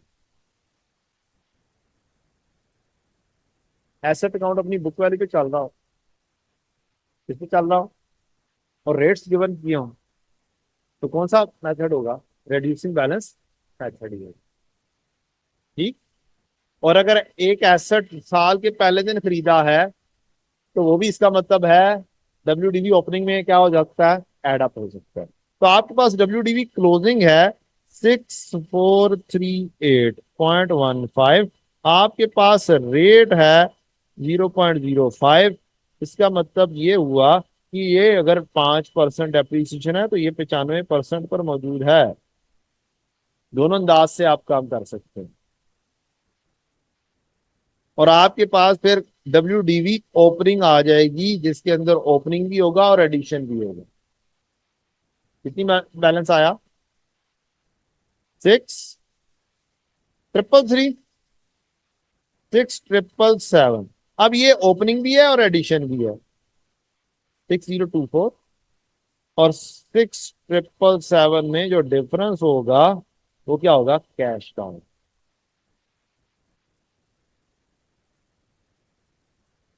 मुझे क्या पता, हो ही नहीं सकता। 6 1 डिवाइड करना है 0.95 से बेटा। 6,438.15 डिवाइडेड बाय 1 - 0.05। आंसर क्या आ जाएगा? 6,777। फार्मूला ये है, WDV opening into 1 - rate is equal to WDV closing. ये वही वाला फार्मूला है जो 4 फार्मूलाज का गिफ्ट भी दिया था आपको, आफ्टर डिक्रीज वाला। ये वही वाला फार्मूला अप्लाई है। तो मैथ का तरीका कार है, नाम जैसे मर्जी ले लो, अप्लाई जैसे मर्जी कर लो, चीजें वही वाली होती हैं, उनके नाम मुख्तलिफ रख लिए जाते हैं।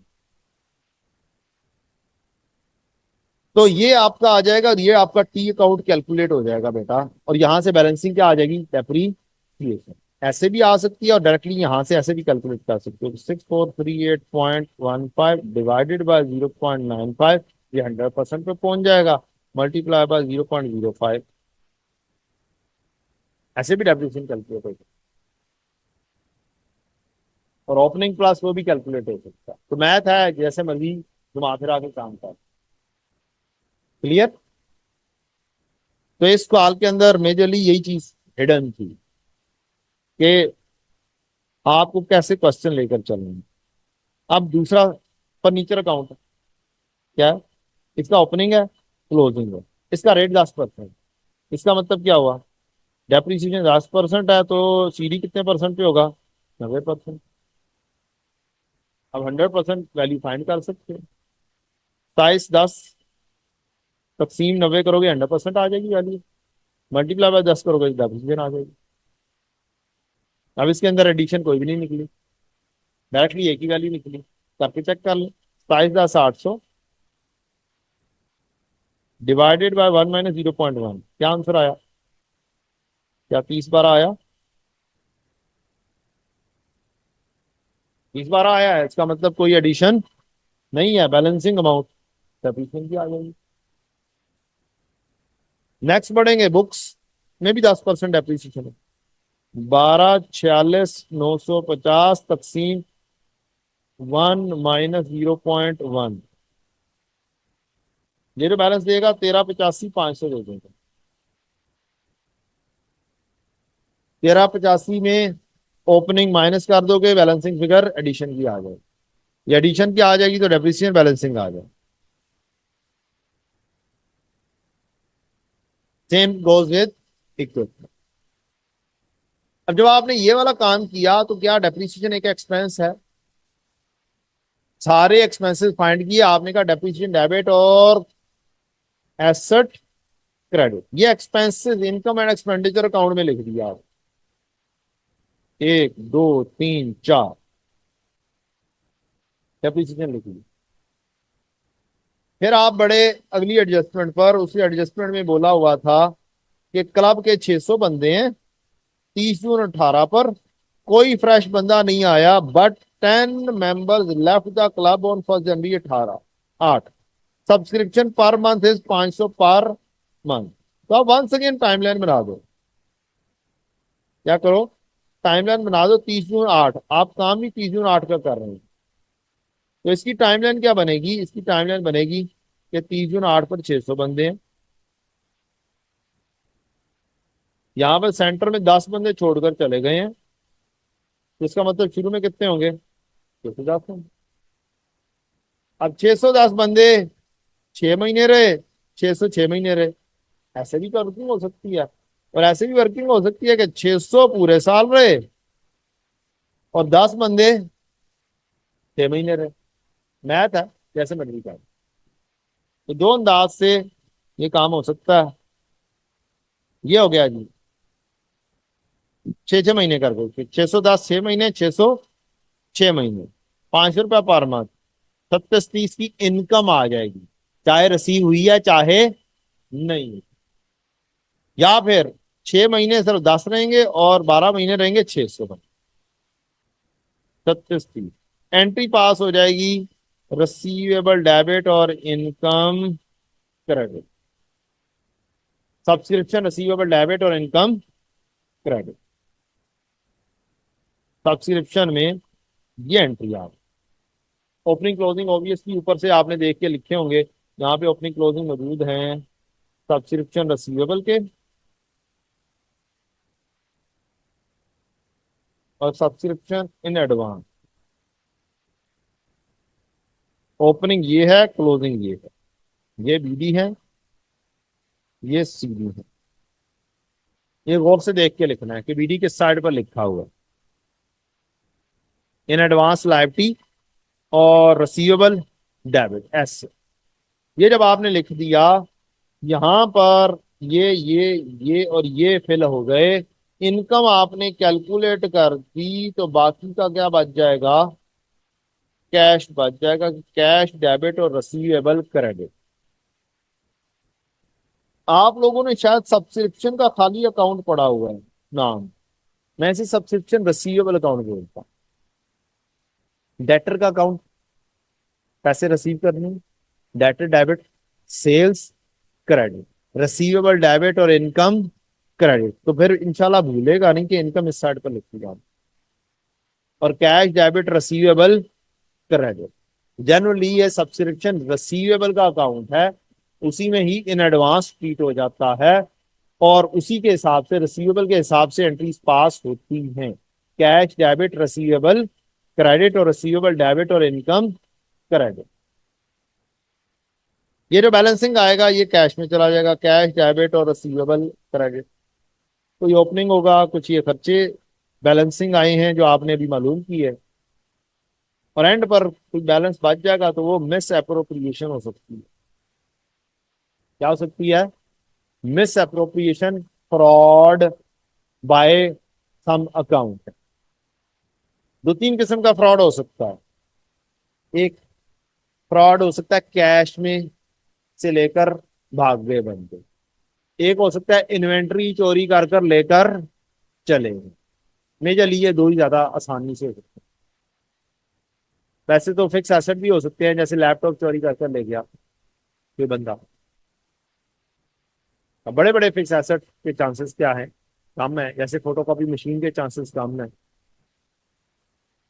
लैपटॉप हो गया, मोबाइल फोन हो गए, इस तरह की चीजें जो होंगी वो उसके चोरी होने के चांसेस मौजूद होते हैं।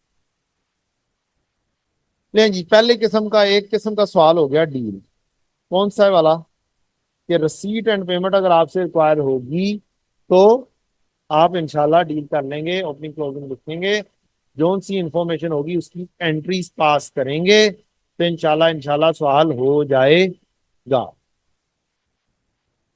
दूसरे किस्म का सवाल, जब आपको ट्रायल बैलेंस की होगी तो तब क्या होगा? तब वही होगा जो मंजूर खुदा होगा, ऐसे ही है। ले जनाब,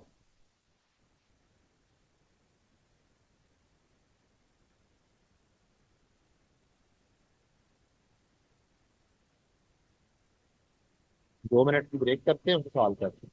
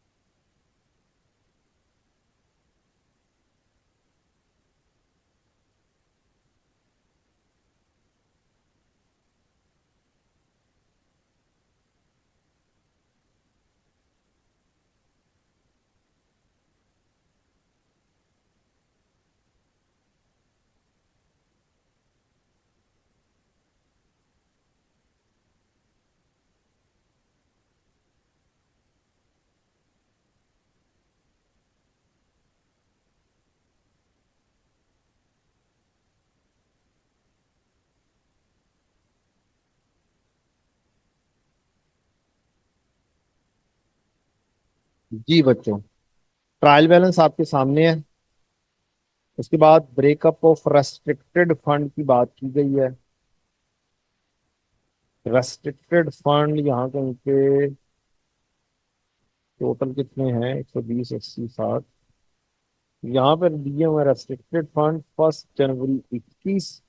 हमारा साल 1 जनवरी 21 नहीं है, ये कौन सा साल है, कौन सी गलत कॉपी हो गया।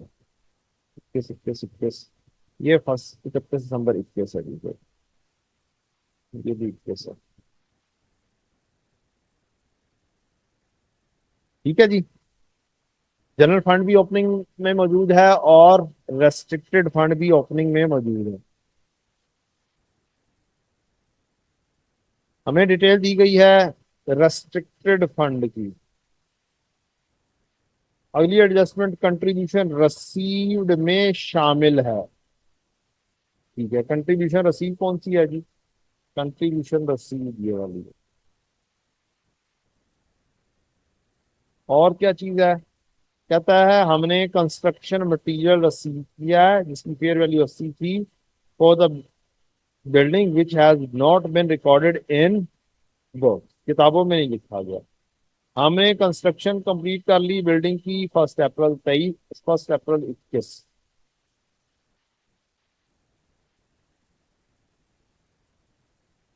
क्लोजिंग इन्वेंट्री मेडिसिन की शामिल है, उसके अंदर मेडिसिन कॉस्टिंग 20 मिलियन।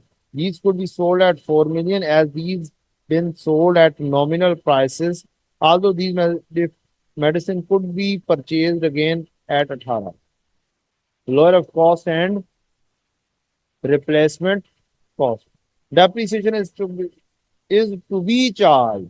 मतलब अभी डेप्रिसिएशन चार्ज होना बाकी है 5% स्ट्रेट लाइन पर और other fixed asset reducing balance पर।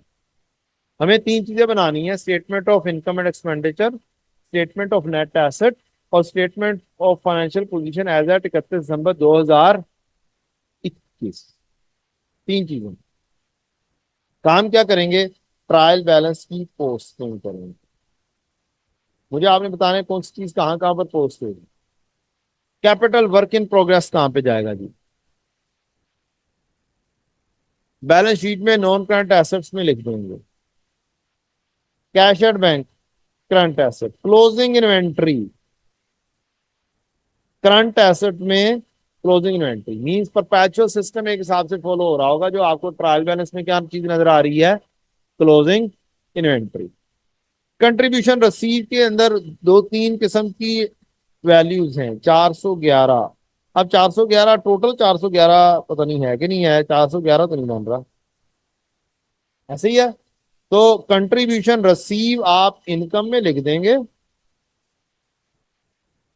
और जौन जौन सी आइटम इनकम में से आउट करनी होगी वो आउट कर लेंगे। ये 411 इनकम में लिख दिया। अब बताएं नेक्स्ट कहां पे लिखेंगे? जनरल फंड कहां पे लिखा जाएगा? अगर स्टेटमेंट ऑफ फाइनेंशियल पोजीशन कर रहे हैं ओनली तो फंड एंड लायबिलिटीज, जहां पर फंड है वहां पर लिखेंगे। अगर चेंजेस इन नेट एसेट भी कर रहे हैं तो फिर opening of changes in net asset. ये चेंजेस इन नेट एसेट क्या चीज है? Just like statement of changes in equity. Equity का दूसरा नाम क्या है? Net asset. यहां पर हम नॉन प्रॉफिट ऑर्गेनाइजेशन में इक्विटी का लफ्ज नहीं यूज कर सकते, हम यूज करते हैं फंड एंड लायबिलिटी। तो बिल्कुल उस जैसा ही है जैसे चेंजेस इन इक्विटी होता है, उसी तरीके से क्या है? Changes in net asset.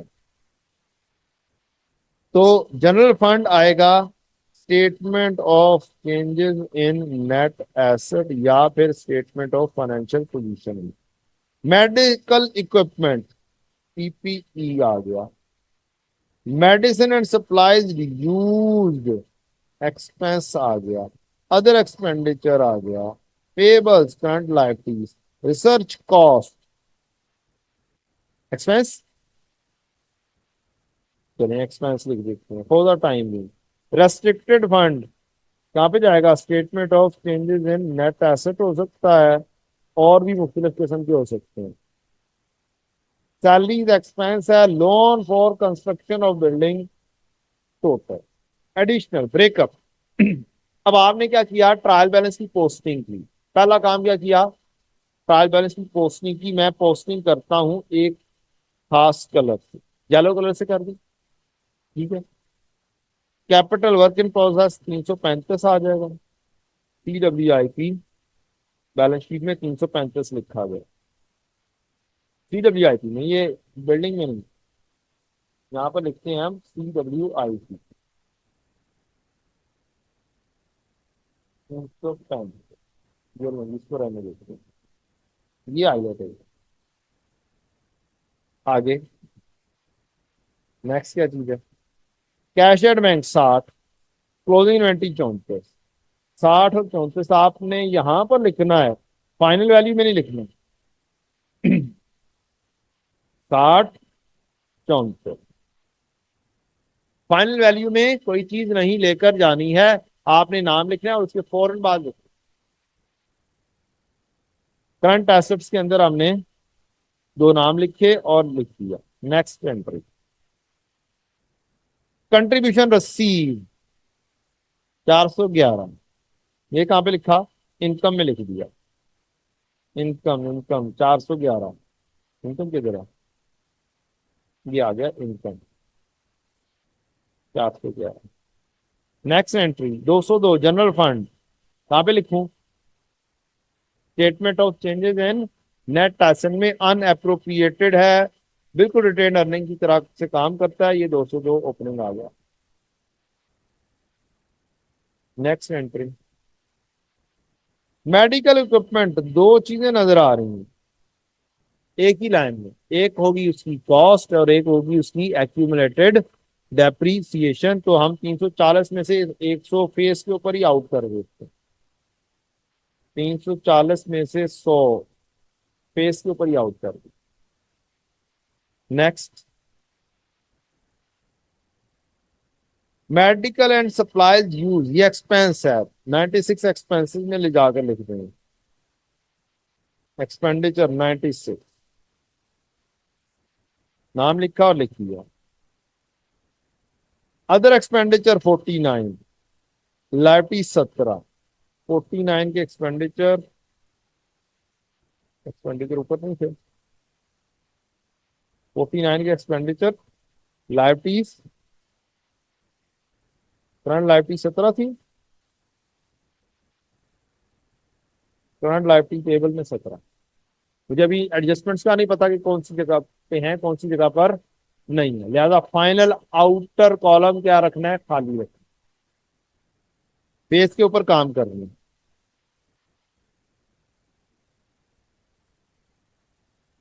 Research cost 33, कहां पे लिख दूं, एक्सपेंसिव में लिख दूं, चलो एक्सपेंसिव में ले जाकर लिख दिया। एक्सपेंसिव में यहाँ पे लिखा नहीं हुआ, मैंने कहा एक्सपेंस में रिसर्च है,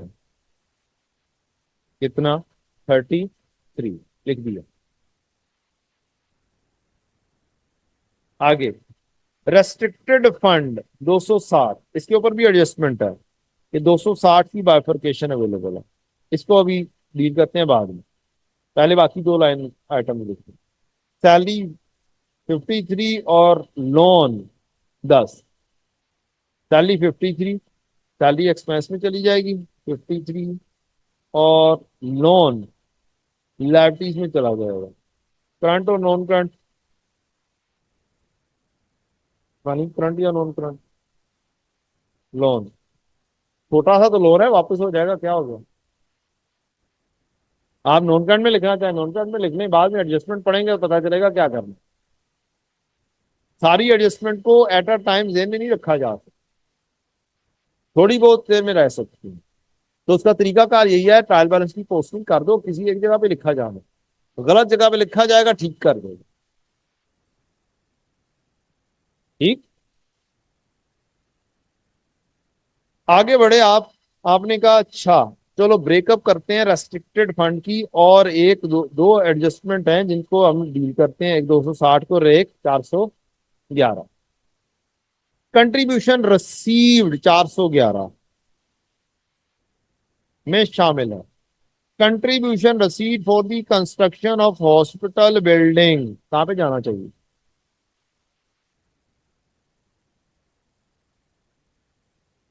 अच्छा, ब्रेकअप ऑफ रेस्ट्रिक्टेड फंड है। रेस्ट्रिक्टेड फंड, अच्छा इसकी बाइफरकेशन है, चलो इसकी बाइफरकेशन कर ले। 260 की बाइफरकेशन करते हैं। 260 की, 260 ही बन रहा है, ठीक है। 260 हॉस्पिटल बिल्डिंग फंड कहां पे लिखा जाएगा? सो सिंपल, तीन चीजें देखनी है। ये पैसा लैंड के लिए था, डेप्रिशिएबल एसेट के लिए था, या एंडोमेंट के लिए था?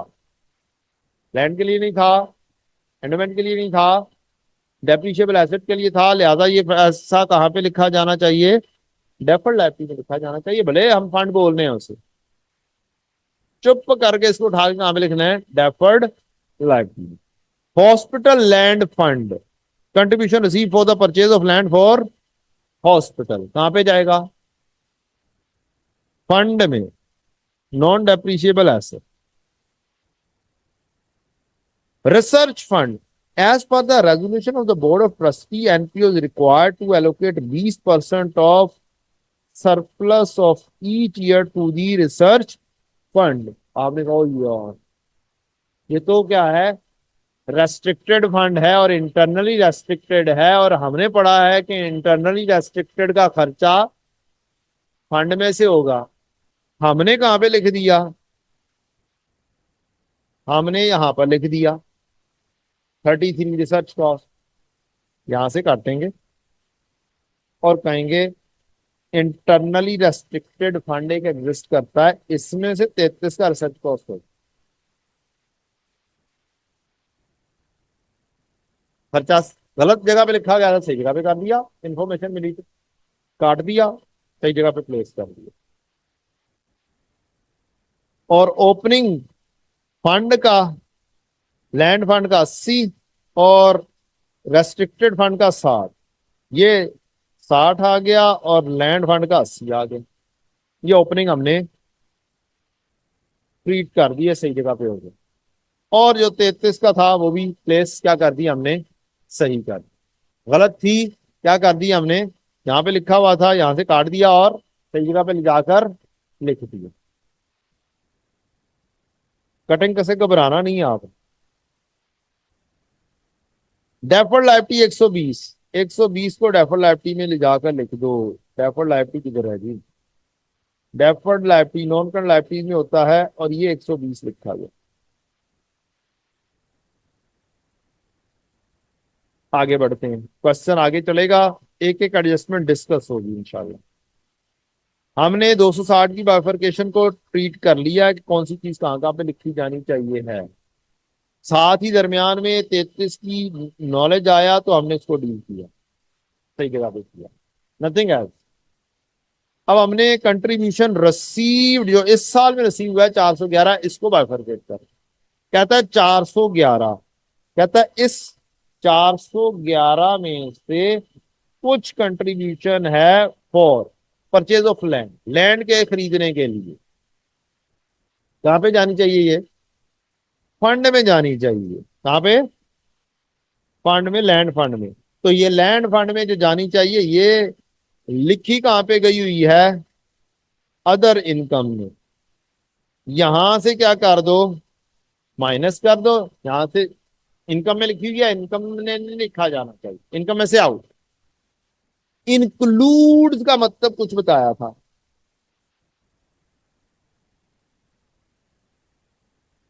कल बताया था। इंक्लूड मतलब ये कि चांस यहां से निकालना है। 411 में से आउट करो 30 को और लेकर जाओ कहां पे? फंड में।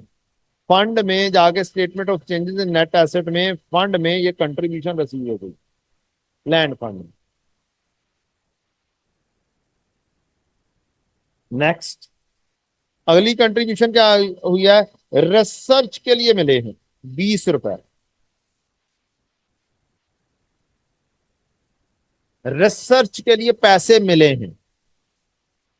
रिसर्च इंटरनली रेस्ट्रिक्टेड तो है, लेकिन इंटरनली रेस्ट्रिक्टेड अप्रोप्रिएशन के जरिए जाता है। इसके लिए पैसा जो मिला है कहां पे लेके जाओगे, इनकम नहीं रखा है, आउट नहीं करो।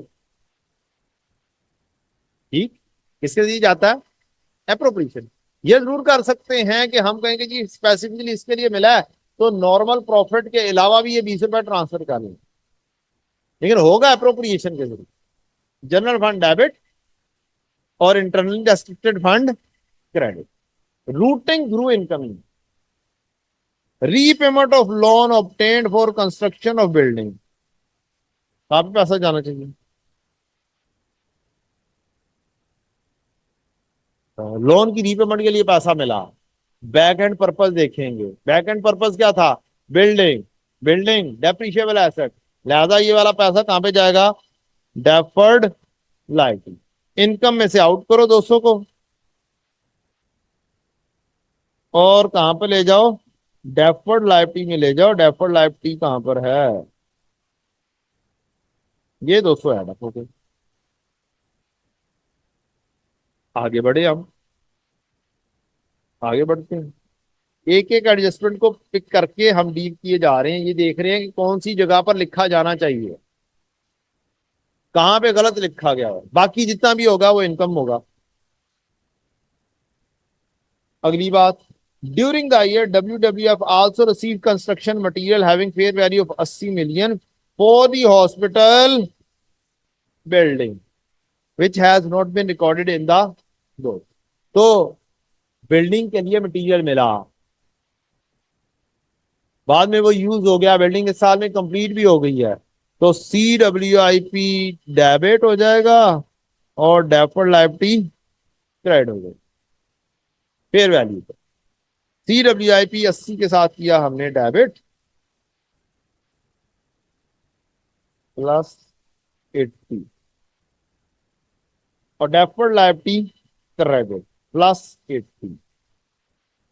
क्रेडिट में क्रेडिट ऐड, डेबिट में डेबिट ऐड। नेक्स्ट, आखिरी adjustment, closing inventory of medicine में शामिल है एक मेडिसिन जो कि 20 मिलियन की थी, उसकी रिप्लेसमेंट कॉस्ट है 18 मिलियन। इसका मतलब है 2 से वैल्यू क्या होनी है, डाउन होनी। इन्वेंट्री को क्रेडिट करो, एक्सपेंस को डेबिट करो। इन्वेंट्री को क्रेडिट करोगे, एक्सपेंस को डेबिट करोगे 2 से। इन्वेंट्री क्रेडिट, डेबिट में ये खर्चे में खर्चा ऐड हो गया, ईयर एंड एडजस्टमेंट, और इन्वेंट्री कर दो क्रेडिट। इन्वेंट्री में से लेस कर दो lower of cost and NRV की adjust, oh sorry, replacement cost की एडजस्ट। इन्वेंट्री की वैल्यू कम हो जाएगी। और एंड पर क्या है जी, डेप्रीसिएशन।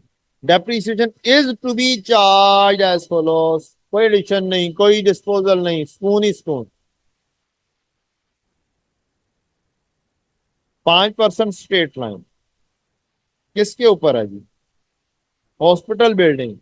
बिल्डिंग कंप्लीट कब हुई है, 1 अप्रैल 21 को, और हमारा ईयर एंड क्या, 31 दिसंबर। 1 अप्रैल 21 पर अगर बिल्डिंग कंप्लीट हो गई है तो इसका मतलब ये हुआ कि यहां पर ये वैल्यू क्लोज हो गई। 335 जमा 80 कितने होते हैं,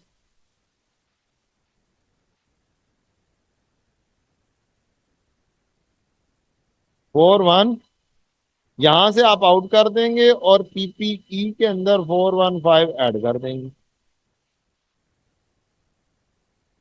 अब इसकी करनी है आपको डेप्रीसिएशन, और यूं ही इसकी डेप्रीसिएशन होगी तो डेफर्ड लायबिलिटी की भी क्या होगी, अमोर्टाइजेशन होगी। ये आपका ट्रिकी पॉइंट है। डेप्रीसिएशन इसकी कैसे होगी, 415 तकसीम लाइफ, नहीं 5% दिया हुआ है, क्या दिया हुआ है, रेट दिया हुआ है 415 जरब 5%, जरब कितने महीने, 9/12। क्या 16 की डेप्रिसिएशन बनती है या नहीं, 16 की बनती है। ये डेप्रिसिएशन एक्यूमुलेटेड डेप्रिसिएशन क्रेडिट हो गया या एसेट क्रेडिट हो गया, और डेप्रीसिएशन एक्सपेंस के अंदर जाके डेप्रीसिएशन एक्सपेंस लिख दोगे, कितने गया डेप्रीसिएशन एक्सपेंस, कितने गया ऊपर है यहाँ पर डेप्रीसिएशन एक्सपेंस, हॉस्पिटल बिल्डिंग 9/12, 16 की डेप्रीसिएशन एसेट क्रेडिट। अब हमें पता है इसकी डेफर्ड लायबिलिटी भी एग्जिस्ट करती है और डेफर्ड लायबिलिटी भी अब मुकम्मल हो चुकी हुई है। डेफर्ड लायबिलिटी कितने के साथ हो गई हुई है, ये यहाँ पर 120 जमा 200 जमा 80 कितने होते हैं,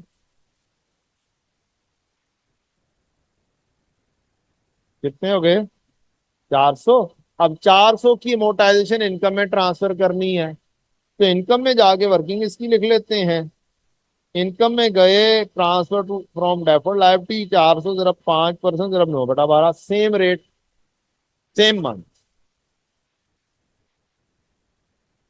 लायबिलिटी में से निकाल दो इनकम में लिख दो। ये तकरीबन हर सवाल का की जीनत बन सकती है ये एडजस्टमेंट।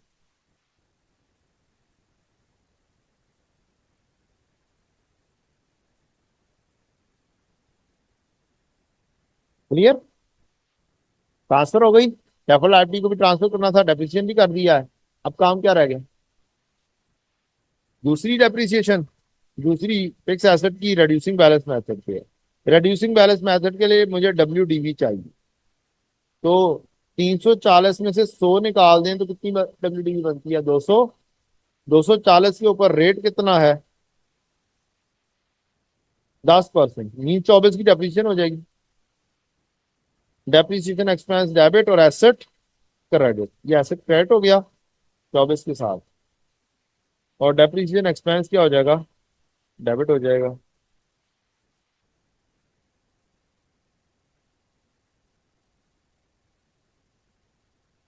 सारी कंट्रीब्यूशन लेंगे, बैलेंस निकाल लेंगे, इनकम आएगी, इनकम को ट्रांसफर कर देंगे। अब इनकम नहीं आई, क्या आ गया, लॉस आ गया। Excess of expenditure over income 44 का क्या आ गया, लॉस आ गया। इस लॉस को यहां पर लेकर चले जाओ। अब क्योंकि लॉस है, प्रॉफिट तो है कोई नहीं, सरप्लस फंड तो है कोई नहीं, लिहाजा हम यहाँ पर ट्रांसफर भी नहीं कर रहे हैं। जो कि हमने ट्रांसफर करना था, यहाँ से जनरल फंड से निकालना था और यहाँ पर एड अप करना था इंटरनली रेस्पेक्टेड। क्योंकि कहा क्या गया है, हम ट्रांसफर करेंगे 20% ऑफ सरप्लस ऑफ ईपीएफ, तो पैसा तो रहा ही नहीं, सरप्लस आया ही नहीं जो हम ट्रांसफर करते, पैसा होता तो ट्रांसफर जरूर करते। लेकिन ये वाली कहानी थी ट्रायल बैलेंस से पोस्टिंग। ऐसा भी सवाल आ सकता है, एक और अंदाज आ सकता है कि इसके अंदर मेजरली प्रेजेंटेशन की कहानी ज्यादा है, करेक्शन ऑफ एरर वाली सवाल भी आ सकता है। जी बेटा,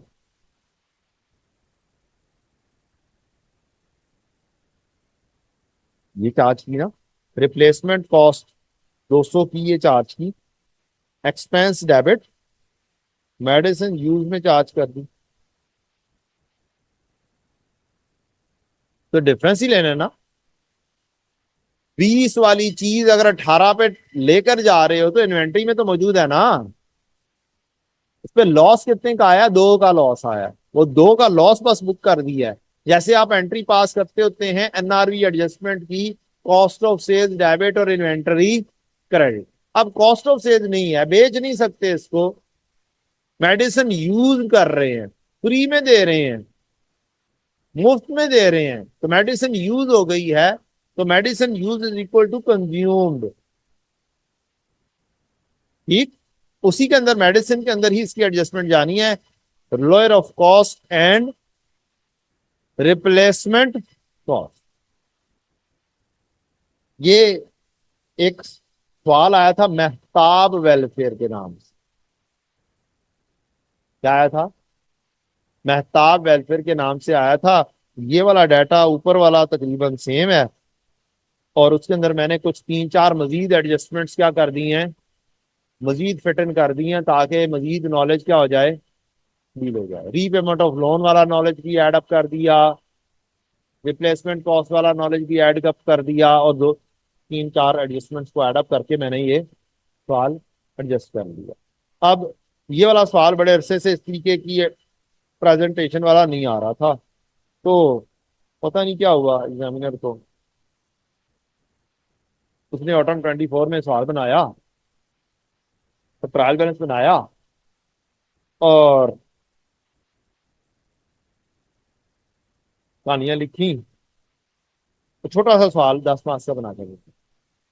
10 मार्क्स में से 7-8 मार्क्स तो आराम से बनने थे। इसी पैटर्न पे बैठ के सॉल्व कीजिए, हो जाएगा सॉल्व। नहीं, जितना लेवल के ऊपर ये है, कोई एक आधी एडजस्टमेंट एंट्री है जो कि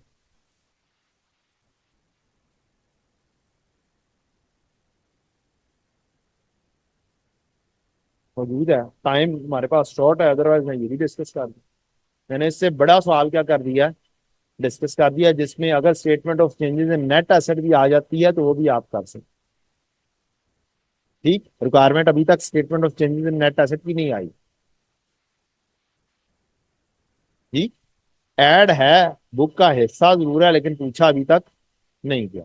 तो बैठ के कीजिएगा, कोई खास कहानियां नहीं है इसमें। एक छोटी सी सब्सक्रिप्शन से रिलेटेड एडजस्टमेंट है और बाकी कुछ भी नहीं है सवाल में। बहुत आसान सा सवाल था, वेरी इजी।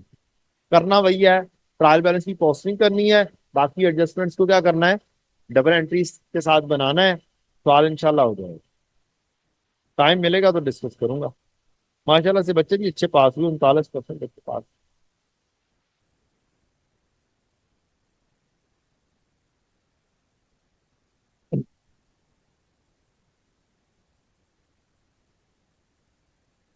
ये सवाल आ गया जी, जिसका मैं कह रहा था बड़ा आसान सा सवाल है, और पता नहीं कितने परसेंट बच्चे पास हुए हैं। 50% बच्चे माशाल्लाह से पास हुए। लेकिन ये इसमें टी काउंट बनाने की जरूरत भी नहीं।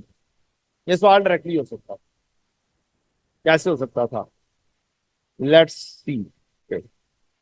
क्वेश्चन के अंदर आपको एक रसीट एंड पेमेंट गिवन की हुई है और एक गिवन किया हुआ है स्टेटमेंट ऑफ फाइनेंशियल पोजीशन।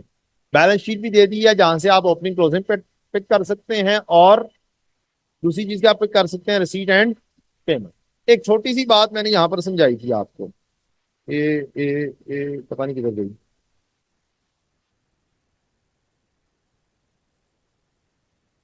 ये वाली, नहीं, ये वाली, क्या आप एक्सपेंस डायरेक्टली फेस के ऊपर बना सकते हैं। ठीक, अब रिसीट एंड पेमेंट से कैश पिक करते हैं हम इस सवाल का, और बगैर टी अकाउंट बनाए हम ये सवाल को सोल्व कर देते हैं। कुछ तरीका कार तो आने चाहिए ना। ये लें जी, रिसीट एंड पेमेंट। क्या पेमेंट सैलरी की हो रही है, और आपको बनाना क्या है, इनकम एंड एक्सपेंस। आप चुप करके salary, miscellaneous supplies, utility, repair and maintenance, ये 3-4 खर्चे लिख सकते हैं आराम से। सैलरीज आपने लिखी से 560, आपने एंट्री बनाई सैलरी एक्सपेंस डेबिट और कैश क्रेडिट। 560 आपने सैलरी यहाँ पे लिखी, सैलरी सैलरी सैलरी से 560 लिखी। अब हमने देखना है ये 568 तक पहुंचता कि नहीं पहुंचता। 560 आपने लिखा, अब आपने इससे रिलेटेड देखना है करंट लाइबिलिटीज में कोई सैलरी पेबल या करंट एसेट्स में कोई एडवांस सैलरीज तो नहीं आ रही। आप आए, आपको लाइबिलिटी में नजर आया सैलरीज आ रही है, मीन ये सैलरी पेबल है। सैलरी का क्लोजिंग ओपनिंग ये है, क्लोजिंग ये है। इंक्रीज इन लाइबिलिटी आई या डिक्रीज, बोले। इंक्रीज कितने के साथ इंक्रीज आई,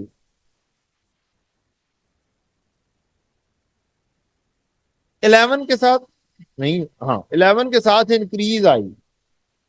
इंक्रीज में इसका मतलब है लाइबिलिटी क्रेडिट होगी और एक्सपेंस क्या होगा, डेबिट होगा। इंक्रीज आई है ना, लायबिलिटी क्या होगी, इंक्रीज करना है तो लायबिलिटी क्रेडिट होगी, और एक्सपेंस क्या होगा, डेबिट होगा। और डेबिट में डेबिट क्या होता है, ऐड होता है, +11।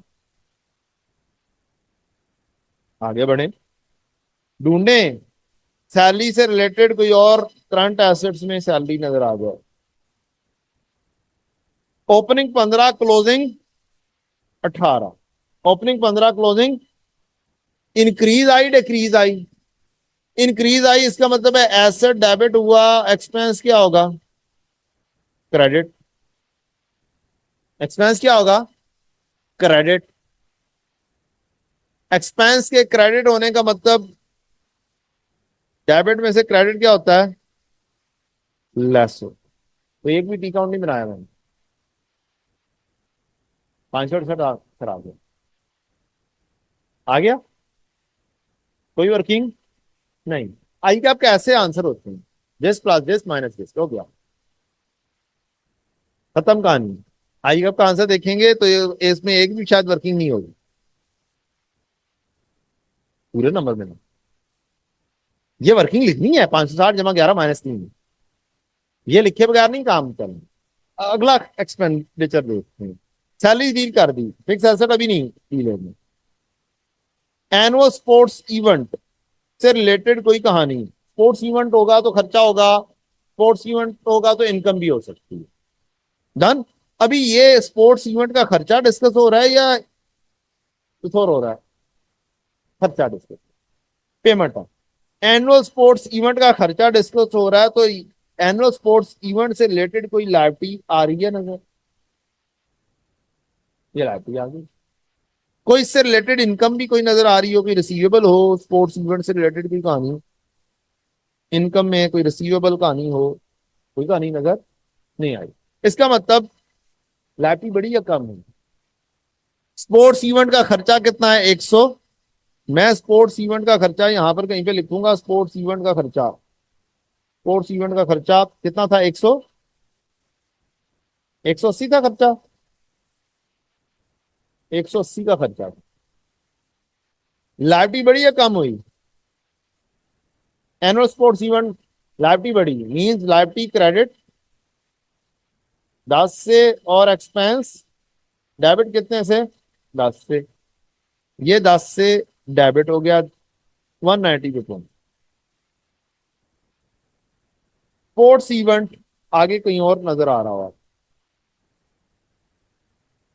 Membership subscription receive, tennis court fund, contribution for annual sports event कितना, 49। Entrance fee annual sports event,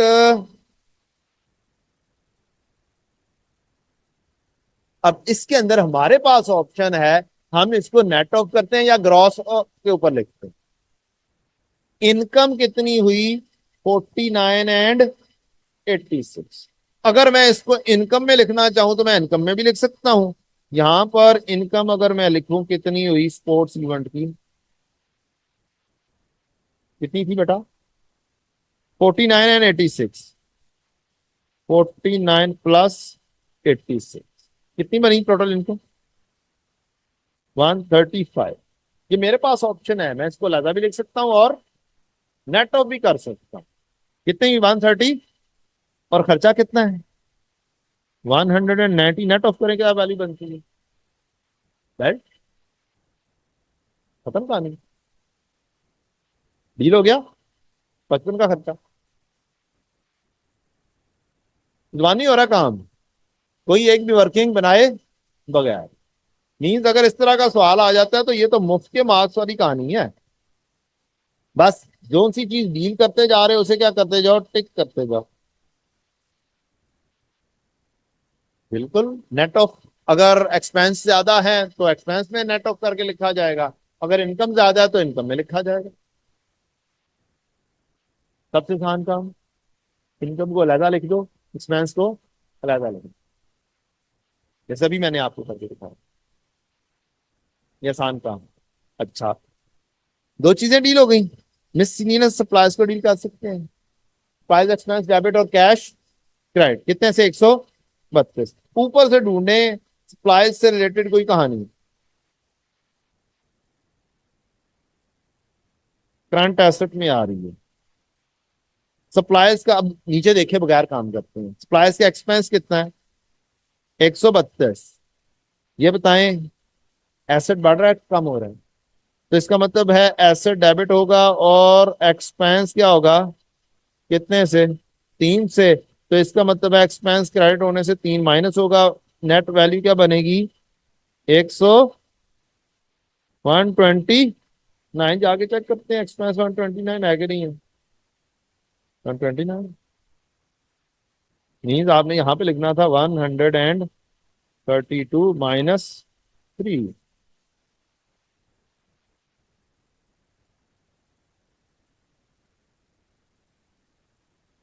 नहीं, दो ऑप्शन है बेटा। अगर आपने इनकम में लिख दिया तो बस इनकम में जाने दो। इनकम 135 यहाँ पर एडअप हो जाएगी। खर्चा यहाँ पर लिखा जाएगा 190। इनकम अलहदा, एक्सपेंस अलहदा। सबसे इजी वे आउट ये है। इनकम को अलहदा डील कर दो, एक्सपेंस को अलहदा डील करो। ये नेट ऑफ करने का कर रहा है तो आपकी चॉइस है।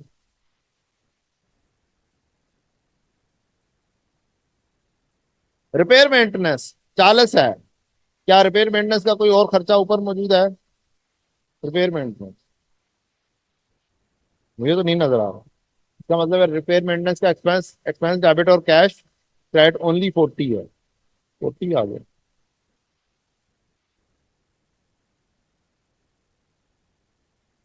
कहानी क्लोज होती है। जुबानी कलामी बहुत सारे काम क्या हो रहे हैं आपके?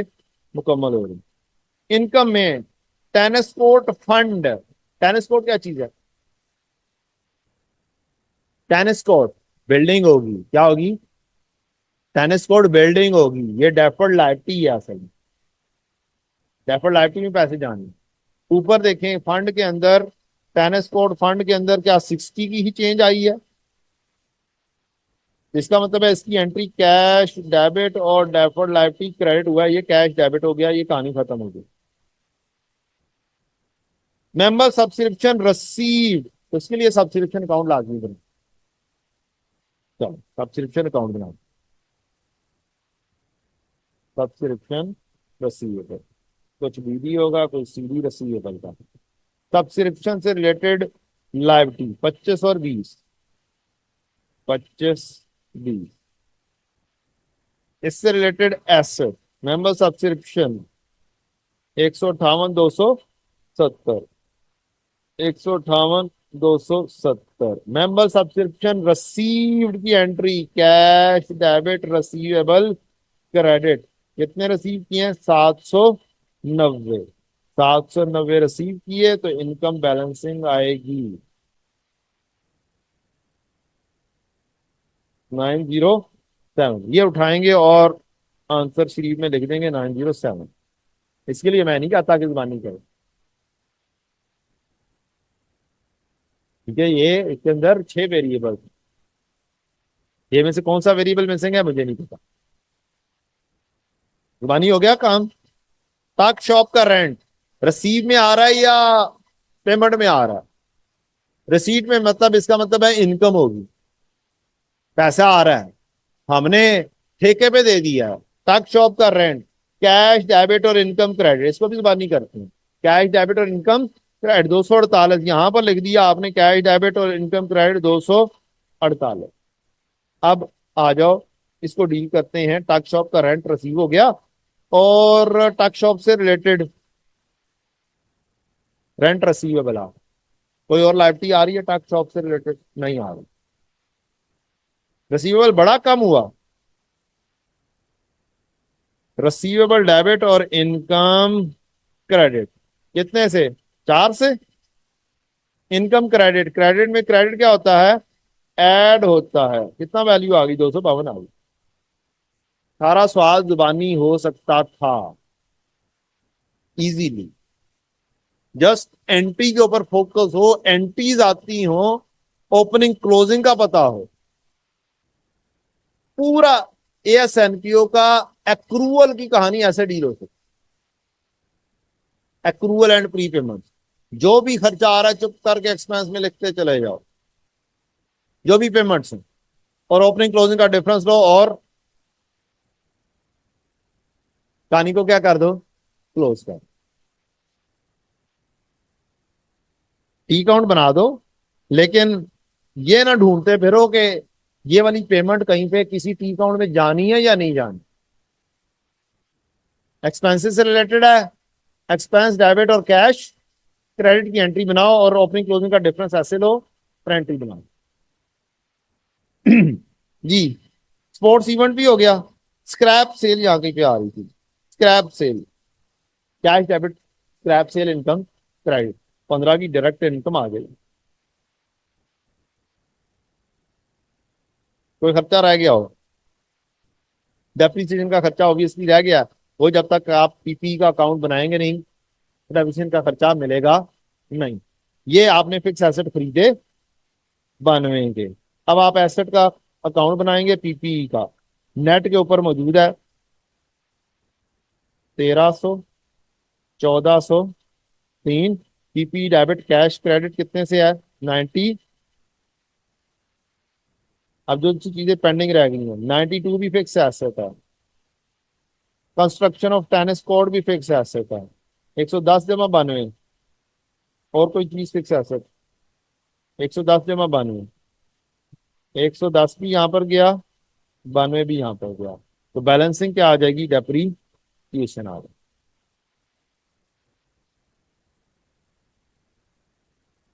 क्या आया, 99, डेप्रिसिएशन डेबिट और एक्सपेंस एसेट क्रेडिट, ये 99 भी आपने ढूंढ लिया।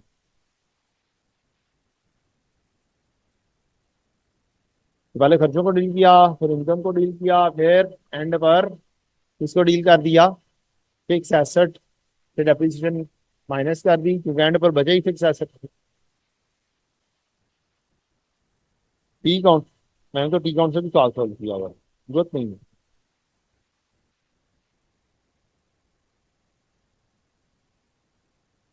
ब्रेक कर ली जाए या 5 मिनट और काम किया जाए। ये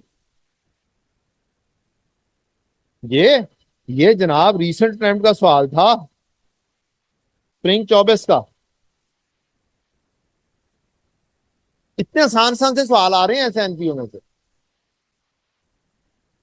पास परसेंटेज क्या है, 39%, 49%। अच्छा, 50% बच्चा पास। ये सवाल इतना आसान, ये रिसेंट ट्रेंड का सवाल जो भी दिखाया आपको, जो नहीं करवाया, तो अभी करवाया, ऑटम 24 का। ये इस जैसा सवाल था जो अभी आपको इतना हेल्दी किस्म का सवाल करवाया। मार्क्स कितने हैं, 10 मार्क्स। अब आएगा बड़ा आपका हैवी, इस अटेम्प्ट में चांसेस लग रहे हैं हेल्दी सवाल आने। स्प्रिंग 24 में स्मार्ट सा 10 मार्क्स का, ऑटम 24 में 10 एक मार्क्स का सवाल, ये बनता तो है ना थोड़ा सा हैवी सवाल। पासिंग रेशियो तो ठीक है, तो आसान सवाल है, लेकिन ओवरऑल पासिंग रेशियो हमारी अच्छी नहीं हो रही, पता नहीं क्यों। पता नहीं, बच्चे पढ़ते नहीं है, रिविजन नहीं करते, क्या नहीं करते, एंट्रीज पे फोकस नहीं करते, मुख्तलिफ किस्म के इश्यूज हो सकते हैं, प्रैक्टिस नहीं करते, सिलेक्टिव स्टडी करते हैं, ये सोचते हैं पिछली दफा ये एसएमपीयू आ गया था, इस दफा नहीं आएगा, पिछली दफा कैश फ्लो आएगा, आ गया था, इस दफा वो तो बिल्कुल भी नहीं आएगा, ये सोचते हैं। तो ऐसा बस ना सोचें, अपनी तैयारी खूब करें, बाकी फिर अल्लाह ताला पर छोड़ दें। मेन कहानी, बहुत सारे क्वेश्चंस के अंदर सब्सक्रिप्शन रिसीवेबल की है, इसकी एडजस्टमेंट मुश्किल से मुश्किल हो सकती है, डिपेंड कर। एक सवाल स्प्रिंग 23 का, एजटेक स्पोर्ट्स क्लब, इसकी एनुअल सब्सक्रिप्शन फीस 2021-22 और 23 की 8,000, 10,000 और 12,000 रिस्पेक्टिवली थी। However member joining in second half of the year are charge only half. इसका मतलब ये हुआ कि जो सेकेंड हाफ में आ रहे हैं वो आधी फीस पे करते हैं उस साल की, each member is required to pay the membership fee for the current year and next year. 2 साल या 1.5 साल की फीस पे करें। इसके मतलब सारी कहानी कैश से रिलेटेड मौजूद है कि कितने कितने फीस आएगी। Number of members admitted during the year 2021 और 22 एज फॉलो। अब जरा थोड़े से मामले में अगर आप मुझे जस्ट रिसीट की कहानी बनवा दें, रिसीट की कहानी और इनकम की कहानी अलग अलग बना देते हैं, क्वेश्चन सॉल्व हो जाए। मसलन 150 बंदे जो हैं ये कितनी फीस पे करेंगे? 150 बंदा, क्या 150 बंदा 2021 की जो फीस है कितनी है? 8,000 ये पे करेगा। 2022 की भी 150 × 10 पे करेगा। ये रिसीट आ रही है, रिसीट की डिस्कशन हो रही है। अच्छा, जो 270 वाले बंदे हैं, ये 270 बंदे इस साल की हाफ फीस पे करेंगे और अगले साल की 270 बंदे फुल फीस पे करेंगे। तो इस साल की इनकम कितनी होगी 2021 की, और इन एडवांस कितना होगा? हमारा साल कौन सा है? 2022 होगा। 2022 का काम कर रहे हैं, तो 2022 का ओपनिंग चाहिए। क्या इन बंदों के पैसे, जो इन बंदों के पैसे हैं, ये जो फ्यूचर में जो इनकम बननी है, क्या इन एडवांस आ चुके हैं? यस, इन एडवांस आ गए हुए हैं। तो आप क्या कहेंगे? सब्सक्रिप्शन रसीवेबल बीडी इन एडवांस हो गया 1500, 1500 भी हो गया और 2700 भी हो गया। ये बीडी हो गया। डन। अब जो से बंदे 2022 में मेंबर बन रहे हैं, इनकी टाइमलाइन कुछ ऐसे होगी। 2022 और 2023 जो से बंदे फर्स्ट हाफ में बन रहे हैं, ये जो पैसे देंगे 220 × 10 देंगे इस साल के, और 220 × 23 के कितने होंगे?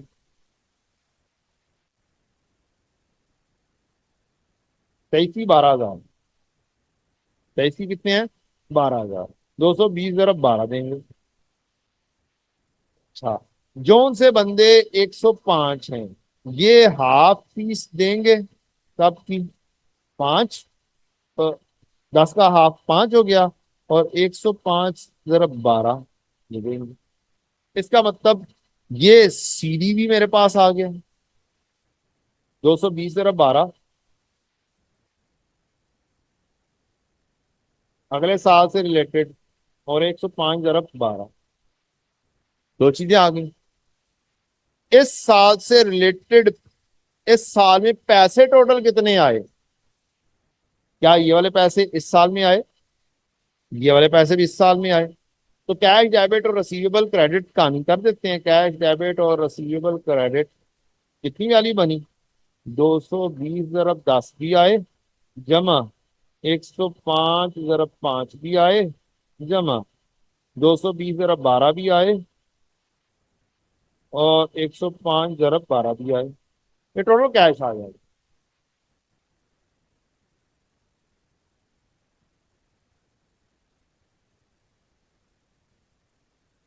6625। इसका मतलब सब्सक्रिप्शन रिसीवेबल डेबिट और इनकम क्रेडिट आराम से बैलेंसिंग आ सकता है। कोई लंबी चौड़ी कहानी नहीं है। कुछ छुपी हुई कहानियां जरूर होती हैं, मुश्किल एडजस्टमेंट जरूर होती हैं, और सबसे टफ एडजस्टमेंट में से ये हो सकती है जिसमें अक्रूवल प्रीपेमेंट की कहानी इन डेप्थ डिस्कस हुई। कितना बैलेंस बना? 6925। ये बैलेंसिंग आपने निकाल दिया, सीडी को भी एडजस्ट करके। और अगर मैं कहूं कि यार ये इनकम में अगर मैंने जस्ट देखना है, क्रॉस वेरीफाई करना है, तो मैं अगर इसको और इसको भी सम अप कर लूंगा ना, तो ये मेरी इनकम बन जाएगी 22। सेम आंसर आना चाहिए, क्योंकि ये 2022 की कहानी है। यही आ रही है। तो आप इनकम निकाल सकते थे डायरेक्टली भी, जस्ट टाइमलाइन मिलाकर, और इनकम ले जाके लिख सकते थे अकाउंट बनाए बगैर। ठीक। और जो अगले साल की है वो क्या बनेगी, करंट लायबिलिटी, अगर स्टेटमेंट ऑफ फाइनेंशियल पोजीशन बनानी, तो ये एक थोड़ी सी मुश्किल एडजस्टमेंट थी। एक मुश्किल एडजस्टमेंट सीव्यू क्लब में मौजूद है। मेरा ख्याल है बस